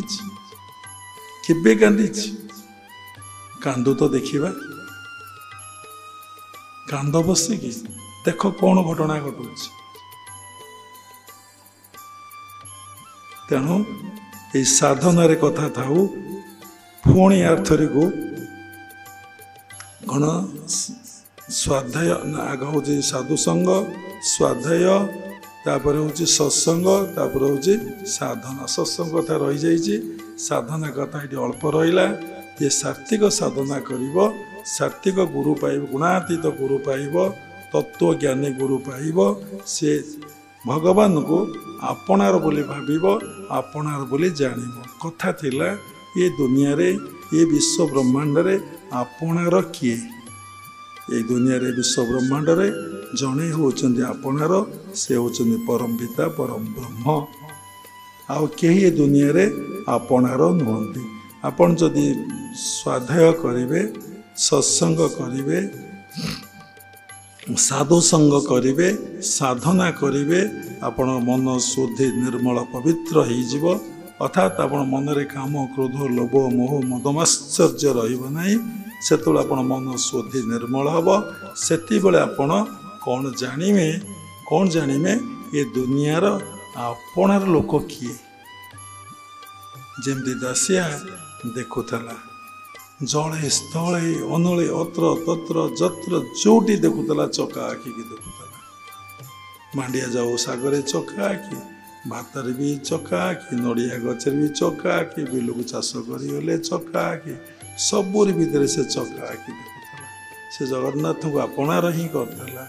ନଡ଼ିଆ ଦବୁ, ନଡ଼ିଆ ଯଦି ସେ ନ ନିଅନ୍ତି ତୁ ନେଇ ଆସିବୁ। କେତେ ବଡ଼ ଆପଣା ଲୋକ। ଏବେ ଯଦି ଆପଣା ଲୋକଟେ ଯାହା ଦେଇଥିବ ଆପଣ ତ ରଖିବେ ନା, ଜମା ଫୋପାଡ଼ିବେ? ଏ ଯାହା କହିଦେବ ଆପଣ ଭିତରେ କୌଣସି ଫିଲିଙ୍ଗସ୍ ହେବନି। ଗୋଟେ କଥା କହିକି ବନ୍ଦ କରିବା। ଯେତେବେଳେ ମଣିଷ ମଣିଷକୁ ଭଲ ପାଏ, ସେତେବେଳେ ସିଏ ତାକୁ କଥା ପ୍ରସଙ୍ଗରେ ଯେତେ କଥା କହିଥିବେ ସେ କଥା କାହାକୁ କିଛି ଲାଗେ ନାହିଁ। ଯେତେବେଳେ ଭଲ ପାଇବାଟା ଯାହାର ଉଣା ହେବ, ତା କଥା ତାକୁ ଖରାପ ଲାଗିବ, ସେଇ କଥାଟା ଖରାପ ଲାଗିବ। ଏ ଜୀବନର ଅନୁଭବ କଥା ମୁଁ କହୁଛି। ତାକୁ ଯଦି ଆପଣ ସତ୍ ପଥରେ ଗାଇଡ କରିଥିବେ ତାକୁ ବି ଖରାପ ଲାଗିବ। ସେମିତି କଥା ମୋତେ କହିଲେ ଭଲ ପାଇବାଟା ସେଠି ଉଣା ହେଲା ବୋଲି ଆପଣ ଜାଣିଲେ। ତେଣୁ ଠିକ କେହି ଆପଣାର ନାହାନ୍ତି ଭଗବାନଙ୍କ ସୃଷ୍ଟିରେ। ପ୍ରଭୁଙ୍କ ମିଛ ଦୁନିଆରେ, ମାୟା ଦୁନିଆରେ, ମରିଚିକା ଦୁନିଆରେ ସେ ଏକମାତ୍ର ଆପଣାର। ଆଉ କେହି ଆପଣାର ହେଇଯିବେ। ତାଙ୍କୁ ଡାକିଲେ ସେ ଶୁଣିବେ, ସେ ଆପଣଙ୍କର ସମସ୍ତ କାମ କରିବେ। ସେଥିପାଇଁ ପ୍ରିଲିମିନାରୀ ଷ୍ଟେଜ ରହୁଛି ସାଧୁସଙ୍ଗ, ସାଧୁସଙ୍ଗ ପରେ ସତ୍ସଙ୍ଗ, ସ୍ୱାଧ୍ୟାୟ, ତାପରେ ହେଉଛି ସାଧନା। ସେ ପିଲାକୁ କହିଲୁ, ବାପା ତୁମେ ଯଦି 4ଟି କାମ କରିବ ତାହେଲେ ଈଶ୍ୱର ମାୟାକୁ ଜାଣିପାରିବ। ଏ ଦୁନିଆରେ ଆପଣାର ଲୋକ କିଏ ଜାଣିପାରିବ। କଥା ଏଇଠି ରହିଲା। ଶେଷରେ କ୍ରିୟାଯୋଗ ପରମ୍ପରାର ସମସ୍ତ ଗୁରୁମାନଙ୍କୁ ପ୍ରଣାମ କରୁଛି। ବିଶ୍ୱର ପ୍ରତ୍ୟେକ ସମ୍ପ୍ରଦାୟର ଗୁରୁମାନଙ୍କୁ ପ୍ରଣାମ କରୁଛି। ଉପସ୍ଥିତ ଭଗବତ ସ୍ୱରୂପଗଣ ସବୁରି ଭିତରେ ଜଗନ୍ନାଥଙ୍କୁ ଉପଲବ୍ଧି କରି ପ୍ରଣାମ କରୁଛି। ସର୍ବେ ଭବନ୍ତୁ ସୁଖିନ, ସର୍ବେ ସନ୍ତୁ ନିରାମୟା, ସର୍ବେ ଭଦ୍ରାଣୀ ପଶନ୍ତୁ, ମା କଶ୍ଚିତ୍ ଦୁଃଖ ଭାଗ ଭବେତ୍। ହରି ଓମ୍ ତତ୍ସତ୍, ହରି ଓମ୍ ତତ୍ସତ୍, ହରି ଓମ୍ ତତ୍ସତ୍। ଜୟ ଜଗନ୍ନାଥ, ଜୟ ଗୁରୁଦେବ।